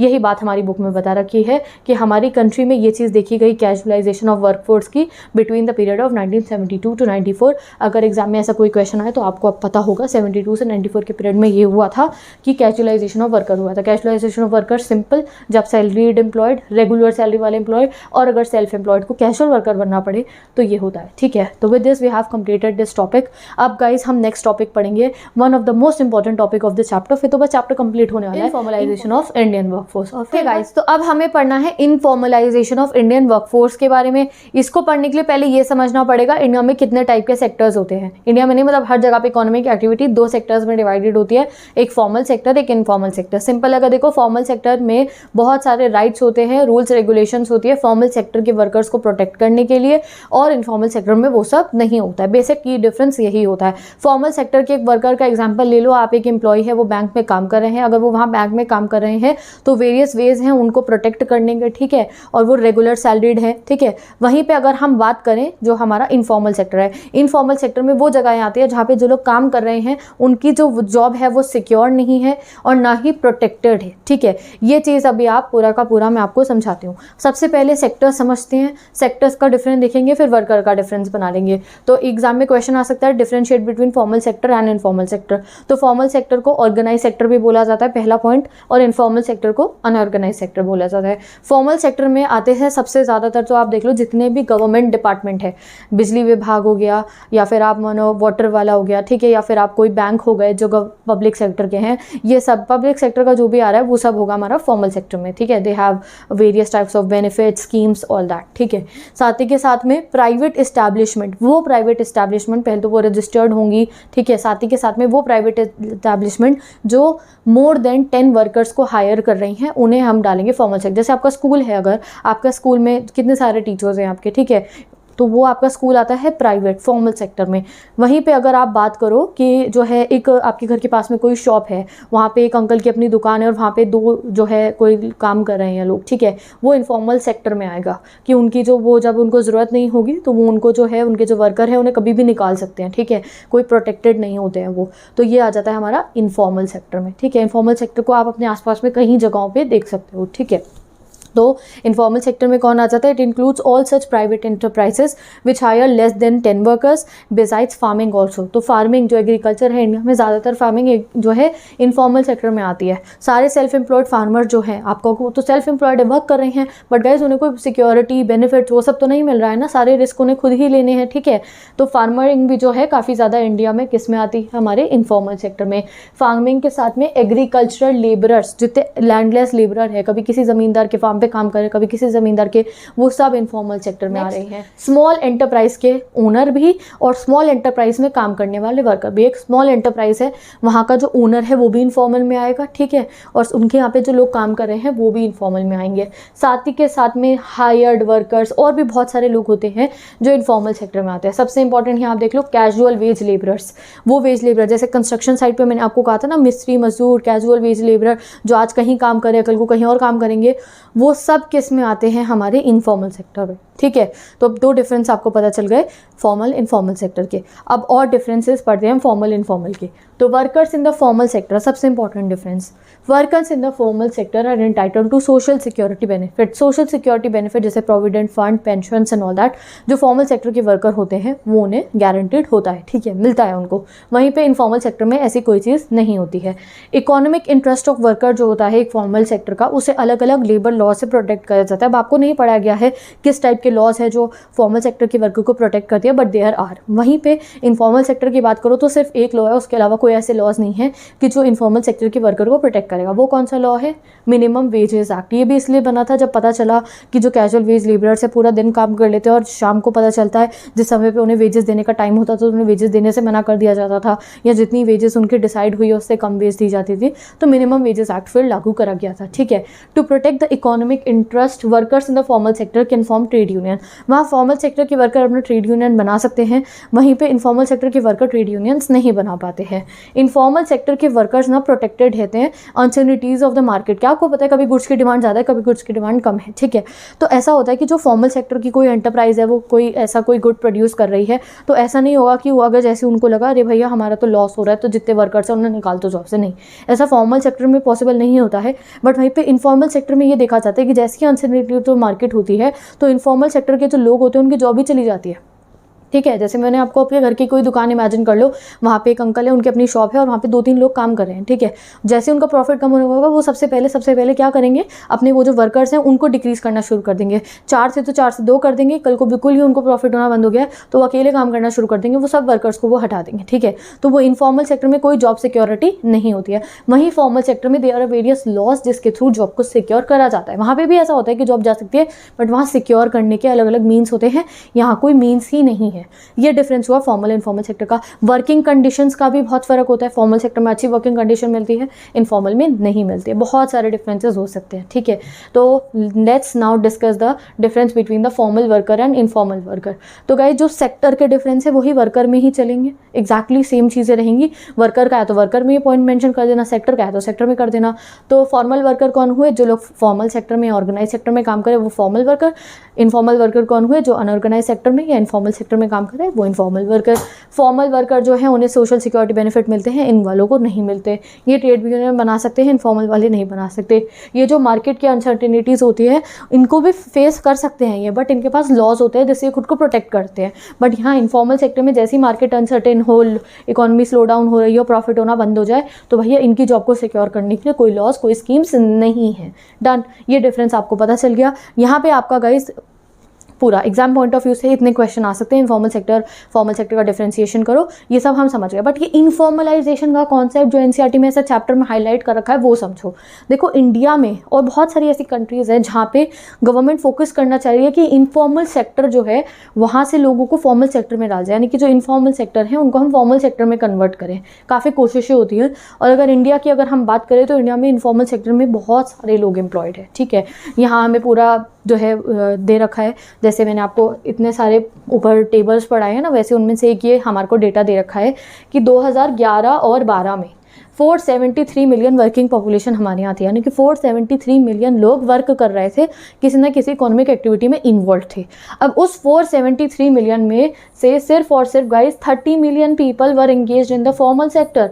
सिर्फ और सिर्फ 30 मिलियन पीपल फॉर्मल सेक्टर में एंगेज थे, यानी कि सिर्फ 6% लोग, यहाँ इन्होंने निकाल के बता रखा है पूरा फॉर्मूला के थ्रू, यानी कि सिर्फ 6% लोग फॉर्मल सेक्टर में थे 2011-12 में। बाकी बचा हुआ 94% कहाँ था? इनफॉर्मल में था। तो समझ रहे हो हमारे यहाँ इनफॉर्मल सेक्टर में कितने सारे लोग एम्प्लॉयड है। और ये गवर्नमेंट की ड्यूटी है कि वो रूल्स रेगुलेशंस बनाए so that informal sector decrease हो और फॉर्मल सेक्टर इंक्रीज हो, ठीक है। तो यहाँ आप देख सकते हो। और साथ ही के साथ में ये भी बता रखा है दैट 2011-12 में वुमेन जो थी वो 20% थी जो फॉर्मल सेक्टर में काम कर रही हैं, और 30% वुमेन भी इनफॉर्मल सेक्टर में काम कर रही है। सबसे ज़्यादा इनफॉर्मल सेक्टर में गए एग्रीकल्चर भी आ जाता है, और जो कैजुअल वेज लेबरर्स है ना, जो कंस्ट्रक्शन साइट्स पे काम करते हैं, किसी फार्मर के लैंड पे काम कर रहे हैं, बहुत सारे ईंट के भट्टों पे काम कर रहे हैं, जो वो आ जाते हैं हमारे इनफॉर्मल सेक्टर में। वो कहीं से कहीं तक प्रोटेक्टेड नहीं होते हैं, उनमें मेल फीमेल दोनों होते हैं। तो हमारे यहाँ पे बहुत सारा इनफॉर्मल सेक्टर में लोग एम्प्लॉयड है, ठीक है।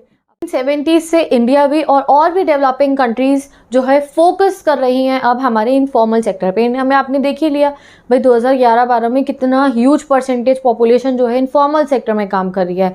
ये इनफॉर्मल सेक्टर में अगर मैंने आपको पूरा डिफरेंस बता दिया, एनसीईआरटी में अब बता रखा है कि ये जो फॉर्मल सेक्टर की एंटरप्राइजेस होती है, यहाँ के जो वर्कर्स होते हैं उन्हें कोई रेगुलर इनकम नहीं मिलती है, कोई प्रोटेक्शन नहीं है, ठीक है, कि गवर्नमेंट के द्वारा कोई प्रोटेक्शन उन्हें मिला उनके जॉब को लेकर एंड वेरियस स्कीम से रिलेटेड। वर्कर जो है अगर उनको डिसमिस करा जाता है, उनकी जॉब से कोई कॉम्पनसेशन नहीं दी जाती है। टेक्नोलॉजी भी जो इनफॉर्मल सेक्टर में यूज़ होती है गाइज वो आउटडेटेड होती है। ये लोग अकाउंट्स मेंटेन नहीं करते हैं। तो इस वजह से गाइज ये इनफॉर्मल सेक्टर जो है इसमें हमें ध्यान देना बहुत ज़रूरी है। वर्कर्स जो स्लम्स में रह रहे हैं ज़्यादातर ये जो है काफ़ी सारे एरियाज़ में जो है इनफॉर्मल सेक्टर में एम्प्लॉयड होते हैं, ठीक है। अब क्या हो रहा है कि there is one organisation known as international labour organisation. उसके साथ में जो है हमारी इंडिया गवर्नमेंट जो है, इंडिया की जो गवर्नमेंट है, उन्होंने कोशिश करी है कि इस तरीके से जो है इनफॉर्मल सेक्टर में लॉज बनाया जाए कि वहाँ पहले तो मॉडर्नाइजेशन हो, कि इतनी जो आउटडेटेड टेक्नोलॉजी यूज़ हो रही है अच्छे टाइप की टेक्नोलॉजी यूज़ हो, और कुछ लॉज भी बनाए हैं जिससे इनफॉर्मल सेक्टर के जो वर्कर्स हैं उनके राइट्स को जो है प्रोटेक्ट करा जाए, ठीक है। तो this is what we have to study in the informalisation of Indian workforce, यानी कि हमारे इनफॉर्मल सेक्टर बहुत ज़्यादा है ना। हमारे को ज़रूरत है कि हम उन इनफॉर्मल सेक्टर्स को ध्यान रखें, उनको मॉडर्नाइज करें और वहाँ की लेबर्स के लिए लॉज बनाए टू प्रोटेक्ट। हमें पढ़ना है अपना next topic that is unemployment. तो अनएम्प्लॉयमेंट को एनसीईआरटी में कैसे एक्सप्लेन करा हुआ है, हमें इंट्रोडक्शन दे रखा है अनएम्प्लॉयमेंट का कि क्या आपने कभी कुछ ऐसे लोगों को देखा है जो लोग जो है अपनी जॉब ढूंढ रहे होते हैं, कभी कभी वो एम्प्लॉयमेंट एक्सचेंजेस में जाते हैं, कभी वो अपने फ्रेंड से, किसी रिश्तेदार से, किसी फैक्ट्री में जाके अपना रिज्यूम देते हैं, ठीक है, अलग अलग जगहों पे इंटरव्यूज़ देते हैं, अखबार में इश्तिहार देखते रहते हैं कहाँ पे जॉब अवेलेबल है। वही लोग जो जॉब करना चाहते हैं और वो जॉब करने के लिए एबल भी हैं बट उन्हें जॉब नहीं मिल रही हो, उन्हीं लोगों को हम अनएम्प्लॉयड कह देते हैं। यानी कि वो इंसान जो जॉब करना चाहते हैं बट उनको जॉब नहीं मिल रही है, वो वर्क करना चाहते हैं बट उनको जो है वर्क नहीं मिल रहा है, साथ ही के साथ they are able to do that work, उन्हें हम कहते हैं अनएम्प्लॉयड, ठीक है। तो इस टॉपिक में हम अनएम्प्लॉयमेंट के बारे में बहुत डिटेल में पढ़ने वाले हैं and what are the types of unemployment also, वो भी मैं आपको यहाँ पे कवर करवाने वाली हूँ, ठीक है। तो जो हमारी अनएम्प्लॉयमेंट होती है तो उसकी एक प्रॉपर डेफिनेशन हमारे को NSSO ने दी है, नेशनल सैम्पल सर्वे ऑर्गेनाइजेशन। ये प्रीवियस नेम था, अब जो है ये नेशनल सैम्पल सर्वे ऑर्गेनाइजेशन, इसका नेम चेंज हो गया और इसका नाम क्या हो गया है, नेशनल स्टैटिस्टिकल ऑफिस, ठीक है। तो ये 1 मार्कर के लिए आप याद रखना क्योंकि ये चेंज हमारी एनसीईआरटी में हाईलाइट करा हुआ है कि NSSO नेशनल सैम्पल सर्वे ऑर्गेनाइजेशन पहले बोला जाता था, अब बोला जाता है NSO नेशनल स्टैटिस्टिकल ऑफिस। इसने हमारे को अनएम्प्लॉयमेंट की एक डेफिनेशन दी है और वो क्या है अनएम्प्लॉयमेंट की definition, let us study. Okay, तो NSO ने क्या डेफिनेशन दी है हमारे को अनएम्प्लॉयमेंट, ठीक है। तो NSO की डेफिनेशन थोड़ी डिफरेंट है, इसको मैं आपको समझाती हूँ।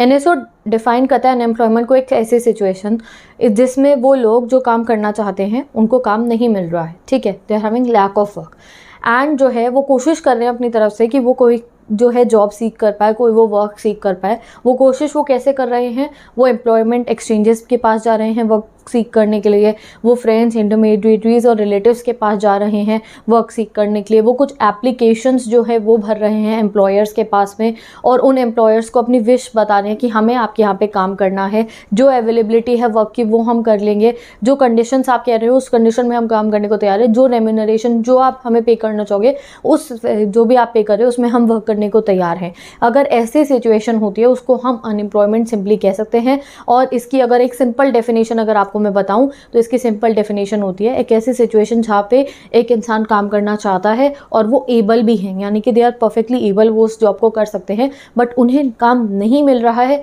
उसी को हम अनएम्प्लॉयमेंट कहते हैं। ये NSO की डेफिनेशन है। NSO की डेफिनेशन में ये जो भी बात बताई है इसको ओपन अनएम्प्लॉयमेंट कहते हैं। There are various types of unemployment, उनके बारे में आगे आपको पढ़ाऊंगी, बट ये वाली जो NSO ने अपनी डेफिनेशन में बताई है ये ओपन अनएम्प्लॉयमेंट है, जहाँ पे एक इंसान काम करना चाह रहा है, उन्हें जॉब नहीं मिल रही है, कोई कोई भी वर्क वो करना चाह रहे हैं, उन्हें नहीं मिल रहा है, तो वो कोशिश करें अपनी तरफ से वेरियस मीन से कि भाई हमारे को कोई काम मिल जाए। साथ ही के साथ वो ये भी कह रहे हैं कि वो वर्किंग कंडीशन जो भी दे रहे होंगे उसमें काम करने को तैयार है, रेम्यूनरेशन जो मिल रहा है उसमें काम करने को तैयार है, तो that means that person is unemployed and they are ready to work. ठीक है, तो ये होती है अनएम्प्लॉयमेंट की बेसिक डेफिनेशन।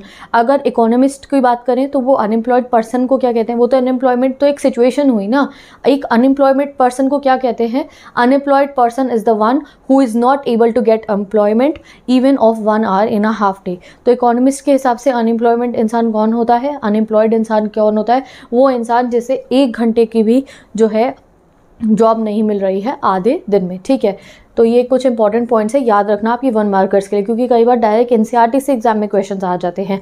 अब हमारे पास वेरियस सोर्सेज होते हैं अपनी कंट्री में अनएम्प्लॉयमेंट के बारे में पता लगाने के लिए।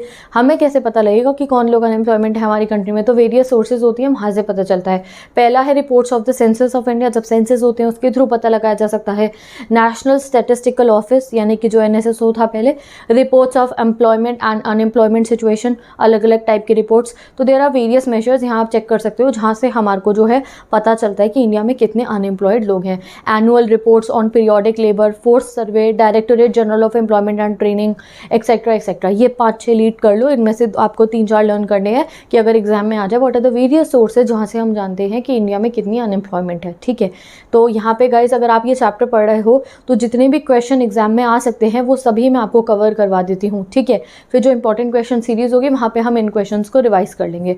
तो आप पढ़ते हैं हम डिटेल में the types of unemployment. Areas में क्या होता है, वहाँ पे डिसगाइज्ड अनएम्प्लॉयमेंट होती है, यानी कि एक फार्म है, वहाँ पे 20 लोग काम कर रहे हैं। ठीक है, 20 फार्मर्स काम कर रहे हैं और वहाँ ज़रूरत सिर्फ 10 की है। ठीक है, अगर 10 काम कर रहे हैं तो भी 50 टन वीट आ रहा है, 20 काम कर रहे हैं तो भी 50 टन वीट आ रहा है। ठीक है, तो भाई जब ऐसा हो रहा है तो वो जो एक्स्ट्रा 10 है वहाँ पे जो काम कर रहे हैं उनका काम करने की कोई प्रोडक्टिविटी तो नहीं आ रही है। 10 लोग भी मिलकर वही काम कर रहे हैं, 20 भी वही काम कर रहे हैं, तो वो जो 10 लोग वहाँ फार्म पे काम कर रहे हैं आप देखोगे तो आपको लगेगा नहीं दे आर वर्किंग, बट वो डिसगाइजली एम्प्लॉयड है, उनकी वहाँ कोई नीड ही नहीं है। ये चीज़ हमारे रूरल एरिया में बहुत ज़्यादा देखी जाती है। There is a high level of disguised unemployment in rural area. तो अभी रूरल एरियाज़ में डिसगाइज्ड अनएम्प्लॉयमेंट है, आप समझ गए, हिंदी में इसकी डेफिनेशन पढ़ लेंगे। फिर रूरल एरियाज़ में गए सीजनल अनएम्प्लॉयमेंट भी बहुत होती है, यानी कि लोगों को कुछ साल के कुछ ही ऐसे महीने होते हैं जहाँ उनको जॉब मिलती है, बाकी समय वो अनएम्प्लॉयड रहते हैं। ठीक है, जैसे कि हार्वेस्टिंग सीजन आया, जब खेत में जो है फसलों की कटाई शुरू होती है, तब जो है वो लैंडलेस लेबरर्स हो गए, उन्हें जॉब मिल जाती है। सोइंग सीजन के टाइम पे उन्हें जॉब मिल जाती है, बट बाकी समय जो है उनको कैसा रहना पड़ता है, उनको अनएम्प्लॉयड रहना पड़ता है। ये 2 टाइप के अनएम्प्लॉयमेंट तो रूरल एरियाज में सबसे ज़्यादा कॉमन है। तो एक बार जरा डिसगाइज अनएम्प्लॉयमेंट की डेफिनेशन पढ़ लेते हैं। Disguise unemployment occurs when the number of workers engage in a job is much more than actually required to accomplish it. ठीक है, ज़्यादा होते हैं rather than अगर कम भी होंगे तो वो काम अकम्प्लिश हो जाएगा। If some of them are withdrawn from that job the total production will not fall, यानी कि अगर उनमें से जैसे 20 फार्मर वहाँ काम करे, अगर मैंने उसमें से 20 में से उन 10 को हटा दिया तब भी जो है फार्म के प्रोड्यूस पे कोई इफेक्ट नहीं पड़ा है, जितना पहले प्रोडक्शन आता है तभी उतना ही आ रहा है। तो उस चीज़ को हम बोलते हैं डिसगाइज अनएम्प्लॉयमेंट। और ये डिसगाइज अनएम्प्लॉयमेंट कई बार पता है कहाँ पे होता है, जैसे कि एक आप गाँव इमेजिन करो, वहाँ पे एक खेत है और वो खेत को एक पूरी जॉइंट फैमिली मिलकर जो है वहाँ पे उस खेत पे काम करे, बहुत सारे फार्मर्स है, पूरी जॉइंट फैमिली है। ठीक है, बच्चे हो रहे हैं, फिर उनके बच्चे हो रहे हैं, सब वहीं पे काम करे जा रहे हैं, किसी और सेक्टर में कोई भी इन्वॉल्व नहीं हो रहा है, तो भाई फार्म तो उतना ही रहेगा, काम करने वाले लोग बढ़ रहे हैं। जॉइंट फैमिली फार्म्स में भी ऐसा बहुत ज़्यादा देखा जाता है। तो वेरियस वेज हैं जिसकी वजह से ये हो रहा है, बट डिसगाइज अनएम्प्लॉयमेंट गाँव में बहुत ज़्यादा होती है। सीजनल अनएम्प्लॉयमेंट मैंने आपको बता दिया है। सीजनल अनएम्प्लॉयमेंट वही होता है कि जब ज़्यादातर जो है कुछ ऐसे फार्मर्स होते हैं जिनका लैंडलेस फार्मर्स होते हैं, तो हार्वेस्टिंग सोइंग सीजन में उन्हें जॉब मिलती है, बाकी समय उनके पास कोई जॉब नहीं होती है। अब सीजनल अनएम्प्लॉयमेंट में एक और चीज़ बहुत इंपॉर्टेंट होती है। देखो, कुछ फार्मर्स जो सिर्फ एक क्रॉप उगाते हैं, ठीक है, एक साल में एक ही क्रॉप उगाने हैं, तो उनके साथ क्या होता है कि जब उन्होंने अपनी क्रॉप उगा दी है तो जितने समय उनकी क्रॉप उगने में टाइम लगेगा, तो ऑलमोस्ट 5 to 7 मंथ्स जो वो पीरियड चलता है उस समय में वो अनएम्प्लॉयड रहते हैं। ठीक है, उसके अलावा शुगर क्रेन क्रशिंग, जब शुगर क्रेन का ना हार्वेस्टिंग सीजन होता है उसके बाद उसे क्रश करा जाता है, कुछ लोग होते हैं सिर्फ उसी समय पे उन्हें जॉब मिलती है। ब्रिक किल्न से, यानी कि जिस समय पे ईंट के भट्टे चलते हैं, कुछ लोग होते हैं उन्हें सिर्फ उसी समय पे जॉब मिलती है, बाकी समय दे रिमेन अनएम्प्लॉयड। तो सीजनल अनएम्प्लॉयमेंट में 4 चीज़ें आ जाएंगी। पहला, वो फार्मर्स जो हार्वेस्टिंग सीजन या सोइंग सीजन के टाइम टाइम पे उन्हें जॉब मिल रही है, बाकी समय वो खाली रहते हैं। दूसरा वो फार्मर्स हो गए हमारे जिनकी अपना जो है एक ही क्रॉप वो पूरे साल में उगा रहे हैं, वो कोई मल्टीपल क्रॉपिंग पैटर्न नहीं कर रहे हैं, उन्होंने एक बीज बो दिए अपने, पूरा गेस्टेशन पीरियड क्रॉप का चलेगा। मीनवाइल जो 5-7 महीने जितने समय वो क्रॉप उगने में लगेगा, दे आर अनएम्प्लॉयड, उनके पास कोई और जॉब नहीं है, ठीक है। नेक्स्ट शुगर केन क्रशिंग में, ब्रेकगन्स में यहाँ पे सीजनल अनएम्प्लॉयमेंट देखी जाती है, ठीक है। तो इस टाइप से हमारे यहाँ गाँव में अनएम्प्लॉयमेंट। अब ये जो डिस्गाइज अनएम्प्लॉयमेंट है गाइस, ऐसा नहीं है कि ये सिर्फ एग्रीकल्चर में होता है, ये हमारे यहाँ इंडस्ट्रीज़ में भी देखा जाता है कि कुछ इंडस्ट्री फैक्ट्रीज़ हैं, वहाँ जितने वर्कर्स की ज़रूरत नहीं है उससे ज़्यादा वर्कर्स वहाँ पे काम कर रहे हैं। तो डिस्गाइज अनएम्प्लॉयमेंट, सीजनल अनएम्प्लॉयमेंट हर सेक्टर में देखे जाते हैं, बट हमारे यहाँ एग्रीकल्चर सेक्टर में ये सबसे ज़्यादा है, ठीक है। देखो ये इतनी वेरियस टाइप के अनएम्प्लॉयमेंट इंडिया में हुए, तो इसलिए अब हमारी कंट्री की गवर्नमेंट को, और सिर्फ सेंट्रल गवर्नमेंट नहीं, स्टेट गवर्नमेंट दोनों को ही ज़रूरत है कि वो फैसिलिटेट करें एम्प्लॉयमेंट अपॉर्चुनिटीज़, सो दैट आपको पता है हमारे यहाँ तो पॉवर्टी भी इतनी ज़्यादा है, अगर हम एम्प्लॉयमेंट जनरेट करेंगे तो पॉवर्टी एलिवेशन में भी उसका हेल्प मिलेगा। So it is the duty of our government कि वो नई नई एम्प्लॉयमेंट अपॉर्चुनिटीज़ हमारे यहाँ जनरेट करें, ठीक है। तो तभी हम पढ़ते हैं अब अपना next topic 7.9 government and employment generation, कि हमारी कंट्री में गवर्नमेंट ने क्या करा है एम्प्लॉयमेंट जनरेट करने के लिए। तो one of the major policy जिसके बारे में हम 6-7 क्लास से पढ़ते आ रहे हैं वो है मनरेगा, यानी कि Mahatma Gandhi national rural employment guarantee act, ठीक है।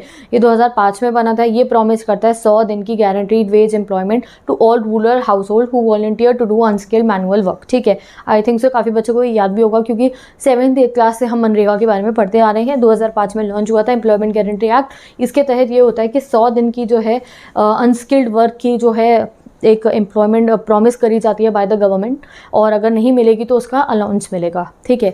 तो ये एक स्कीम है। इसके अलावा भी गवर्नमेंट के पास और मीन्स होते हैं डायरेक्ट और इनडायरेक्ट, जिससे गवर्नमेंट जो है एम्प्लॉयमेंट जनरेट कर सकती है एक कंट्री में। ओके, तो डायरेक्ट में क्या होता है, अगर हमारी गवर्नमेंट जो है, तो गवर्नमेंट की अगर कोई इंडस्ट्री है, पब्लिक सेक्टर में जो भी एरियाज आते हैं, अगर गवर्नमेंट उनको ग्रो करेगी तो वहाँ पर जो है एम्प्लॉयमेंट अपॉर्चुनिटीज़ जनरेट होंगी। जैसे कि गवर्नमेंट अपनी इंडस्ट्रीज लर्न करे, होटल्स, ट्रांसपोर्ट सिस्टम, अलग अलग कंपनीज अगर गवर्नमेंट अपनी जनरेट करेगी, उनको इंक्रीज करेगी, तो वहाँ पे लोगों को डायरेक्टली जो है एम्प्लॉयमेंट मिलेगी, डायरेक्टली वहाँ पे जाके लोग वर्कर्स बन सकते हैं, ठीक है। ये डायरेक्ट मीन्स हुआ कि गवर्नमेंट ने अपनी इंडस्ट्री लगा दी, गवर्नमेंट ने अपनी कंपनी लगा दी, गवर्नमेंट ने अपना कोई हॉस्पिटल ओपन कर दिया, वहाँ लोगों को जॉब मिल गई, एक्सेट्रा एक्सेट्रा, गवर्नमेंट डायरेक्टली कर दिया। अब डायरेक्टली कैसे होती है कि गाइज अगर गवर्नमेंट ने अपना आउटपुट इंक्रीज करा तो ऑब्वियसली प्राइवेट इंडस्ट्री इंक्रीज होगी। अगर गवर्नमेंट ने अपना रॉ मटेरियल इंक्रीज कर दिया तो बाकी प्राइवेट इंडस्ट्रीज जो है इंक्रीज होगी। ये मेनली हो सकता है स्टील वाले एरिया में। गवर्नमेंट जो है गाइस हमारी स्टील प्रोडक्शन को ओन कर रही है, ठीक है। गवर्नमेंट की अपनी स्टील जो है, स्टील जो प्रोसेस होता है, आयरन एंड स्टील की गवर्नमेंट की कंपनी है, ठीक है। अगर गवर्नमेंट वो आयरन एंड स्टील कंपनी से स्टील का प्रोडक्शन इंक्रीज कर देगी तो मतलब कि steel as a raw material हमारी कंट्री में इंक्रीज हो जाएगा। अब अगर स्टील इंक्रीज हो गया है तो उस स्टील को यूज़ करके, उस रॉ मटेरियल स्टील को यूज़ करके बाकी प्रोडक्ट्स बनाने वाली जो प्राइवेट इंडस्ट्री है वो भी और इस्टेब्लिश होनी शुरू हो जाएगी, और वहाँ उन प्राइवेट इंडस्ट्रीज से भी जॉब जनरेट होगी। तो गवर्नमेंट के पास 2 तरीके हमारी एनसीईआरटी में बताए गए हैं जॉब जनरेट करने की। एक होता है डायरेक्ट तरीका कि गवर्नमेंट अपनी इंडस्ट्री, अपनी एंटरप्राइजेस बनाए और वहाँ पे लोगों को जॉब दे। दूसरा, गवर्नमेंट अपना रॉ मटेरियल का आउटपुट इंक्रीज करे। जैसे एक सिंपल एग्जांपल दिया है यहाँ पे स्टील का। गवर्नमेंट अगर ज़्यादा स्टील का उत्पादन करेगी तो स्टील की सप्लाई बढ़ जाएगी, और फिर जो ज़्यादा स्टील रिलेटेड जो प्राइवेट इंडस्ट्रीज़ हैं वो ओपन हो सकती हैं, ठीक है। और फिर जब ज़्यादा प्राइवेट इंडस्ट्रीज़ होंगी तो वहाँ पे ज़्यादा जो है एग्रीकल्चर से जाके जो है इंडस्ट्रीज़ में जाके वर्कफोर्स हमारी काम कर सकती है। तो ये डायरेक्ट इनडायरेक्ट मेथड हमारी एनसीईआरटी में हमें बता रखा है। This is the indirect generation of employment opportunities by the government. ये डायरेक्ट वेज है गवर्नमेंट के एम्प्लॉयमेंट जनरेट करने के, और ये हुए इनडायरेक्ट। एक स्कीम हमने देख ली है मनरेगा।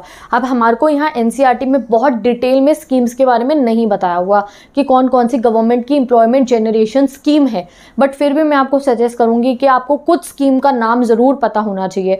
जैसे उनमें से एक बहुत कॉमन स्कीम है जो हम अब काफ़ी बार पढ़ा है हमने 7th, 8th, 9th क्लास में भी, प्रधानमंत्री ग्राम सड़क योजना, जैसे मनरेगा है, और भी प्रधानमंत्री रिलेटेड आगे काफ़ी सारी स्कीम्स है। आज के समय पे हमारे यहाँ और बहुत स्कीम हमारी गवर्नमेंट ने लॉन्च करी है, प्रेजेंट गवर्नमेंट ने। तो 3 to 4 जो इंपॉर्टेंट स्कीम है उसके बारे में गाइस मैंने डिस्क्रिप्शन बॉक्स में और पिन कमेंट में पेस्ट कर दिया, आप रीड कर सकते हो। जब मैं आपको इंपॉर्टेंट क्वेश्चन पढ़ाऊंगी तब मैं आपको ये स्कीम रिवाइज करवा दूंगी।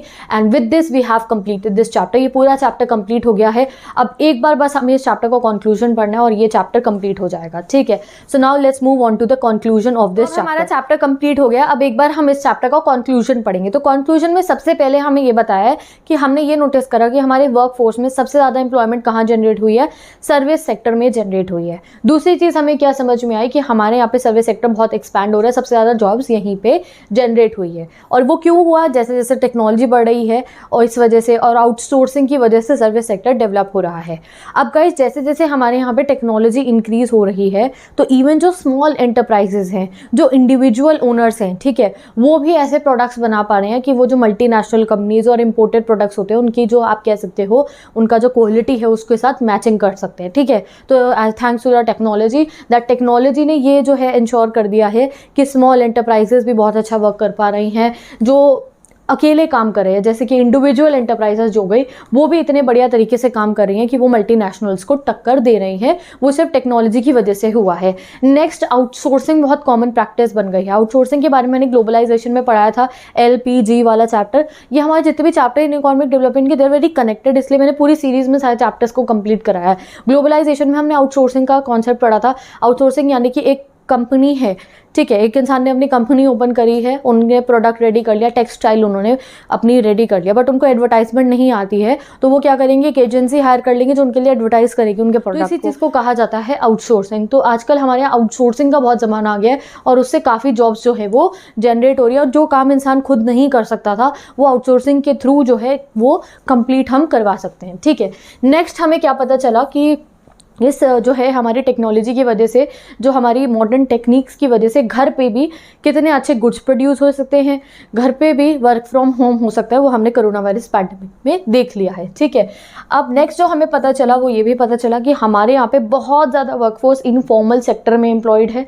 इनफॉर्मलाइजेशन बहुत ज़्यादा है, हमारा इनफॉर्मल सेक्टर बहुत बड़ा हुआ है। तो हमारी गवर्नमेंट को ज़रूरत है कि वो सोशल सिक्योरिटी अवेलेबल कराए इनफॉर्मल सेक्टर के वर्कर्स को, स्कीम्स बनाए कि भैया उनको भी प्रोटेक्शन मिले जो इनफॉर्मल सेक्टर में काम कर रहे हैं, क्योंकि इतने ज़्यादा लोग इनफॉर्मल सेक्टर में इन्वॉल्व हैं। Last but not the least, हमने ये भी समझा कि हमारी कंट्री में GDP तो बढ़ रहा है बट जॉब उतनी ज़्यादा नहीं बढ़ रही हैं, यानी कि एम्प्लॉयमेंट रेट उतना हाई नहीं है जितना GDP हाई हो रहा है। तो इसलिए हमारी गवर्नमेंट को इंटरवेन करने की ज़रूरत है कि गवर्नमेंट स्कीम लॉन्च करे नई नई एम्प्लॉयमेंट जनरेट करने के लिए। तो with this guys we have completed this chapter. I hope ये चैप्टर बढ़िया तरीके से तुम्हें समझ में आ गया होगा। अभी एक बार इस चैप्टर को अगर हमें रिवाइज करना हो तो हमने सबसे पहले क्या पढ़ा, हमने पढ़ा वर्कर्स कौन होते हैं, जो लोग इकोनॉमिक एक्टिविटी करते हैं वो वर्कर होते हैं। फिर आपने वर्किंग पॉपुलेशन रेशियो पढ़ा। तो ये जितने ग्राफ थे, टेबल थे, ये हमारी अंडरस्टैंडिंग के लिए थे, बट मैंने एनसीईआरटी से आपको एक एक लाइन पढ़ा दिया कि अगर आप एनसीईआरटी रीड करो तो तुम्हें ऐसा ना लगे कि ये ग्राफ में क्या लिखा है। सिंपल है, सब कुछ मैंने आपको समझा दिया, ठीक है। नेक्स्ट, वर्किंग पॉपुलेशन रेशियो के बाद आपको सबसे ज़्यादा ज़रूरी रखना है कैजुअलाइजेशन का कॉन्सेप्ट। कैजुअलाइजेशन क्या होता है, जब सेल्फ एम्प्लॉयड और रेगुलर वर्कर्स कैजुअल लेबरर्स बन जाए। सेल्फ एम्प्लॉयड वर्कर कौन होते हैं, कैजुअल लेबरर कौन होते हैं, रेगुलर सैलरीड वर्कर कौन होते हैं, इनकी डेफिनेशंस एग्जाम में आ सकती है, ठीक है। नेक्स्ट कॉन्सेप्ट जो आपको याद रखना है वो कौन सा कॉन्सेप्ट हुआ, ये इनफॉर्मल फॉर्मल सेक्टर का। यहाँ से इस चैप्टर से एग्जाम में क्वेश्चन आएंगे। Next, types of unemployment, book में 2 बताई गई हैं, मैंने 3-4 आपको और बता दी है, ठीक है। कॉजेज ऑफ अनएम्प्लॉयमेंट हम पढ़ सकते हैं। और last but not the least, जो गवर्नमेंट के द्वारा बनाई गई स्कीम्स है एम्प्लॉयमेंट जनरेट करने के लिए, कुछ डायरेक्ट मेथड्स है, कुछ इनडायरेक्ट मेथड्स है। और स्कीम्स की बात करो तो वो मैंने पेस्ट कर दिया डिस्क्रिप्शन बॉक्स में, वहाँ से आप पढ़ सकते हो। तो यहाँ पे हमारा ये चैप्टर फुली कंप्लीट हो गया है। अब आपको इस चैप्टर के नोट्स चाहिए, इंपॉर्टेंट क्वेश्चन चाहिए, समरी चाहिए, तो उसके लिए आप या तो पिन्ड कमेंट चेक कर सकते हो, वहाँ पे मैंने पेस्ट करे हैं कुछ important summary, important short notes आप कह सकते हो। और अगर आपके पास इंस्टाग्राम है, अगर आप इंस्टाग्राम चलाते हो तो मेरी इंस्टाग्राम आईडी से जाके आप इकोनॉमिक्स ही नहीं, ह्यूमैनिटीज़ के बाकी subjects, political science, economics, geography and sociology, psychology, English, physical education, काफ़ी सारे सब्जेक्ट्स के, सिर्फ ह्यूमैनिटी सब्जेक्ट नहीं, बहुत सारे सब्जेक्ट्स की नोट्स एक्सेस कर सकते हो। इंपॉर्टेंट क्वेश्चन भी, तो अगर आप यूज़ करते हो वहाँ से जाके देख लो, नहीं करते हो तो पिन कमेंट में से नोट्स देख लो। एंड अगर कोई क्वेरीज है तो कमेंट सेक्शन में पूछ लो और मैं मिलूंगी आपसे नेक्स्ट।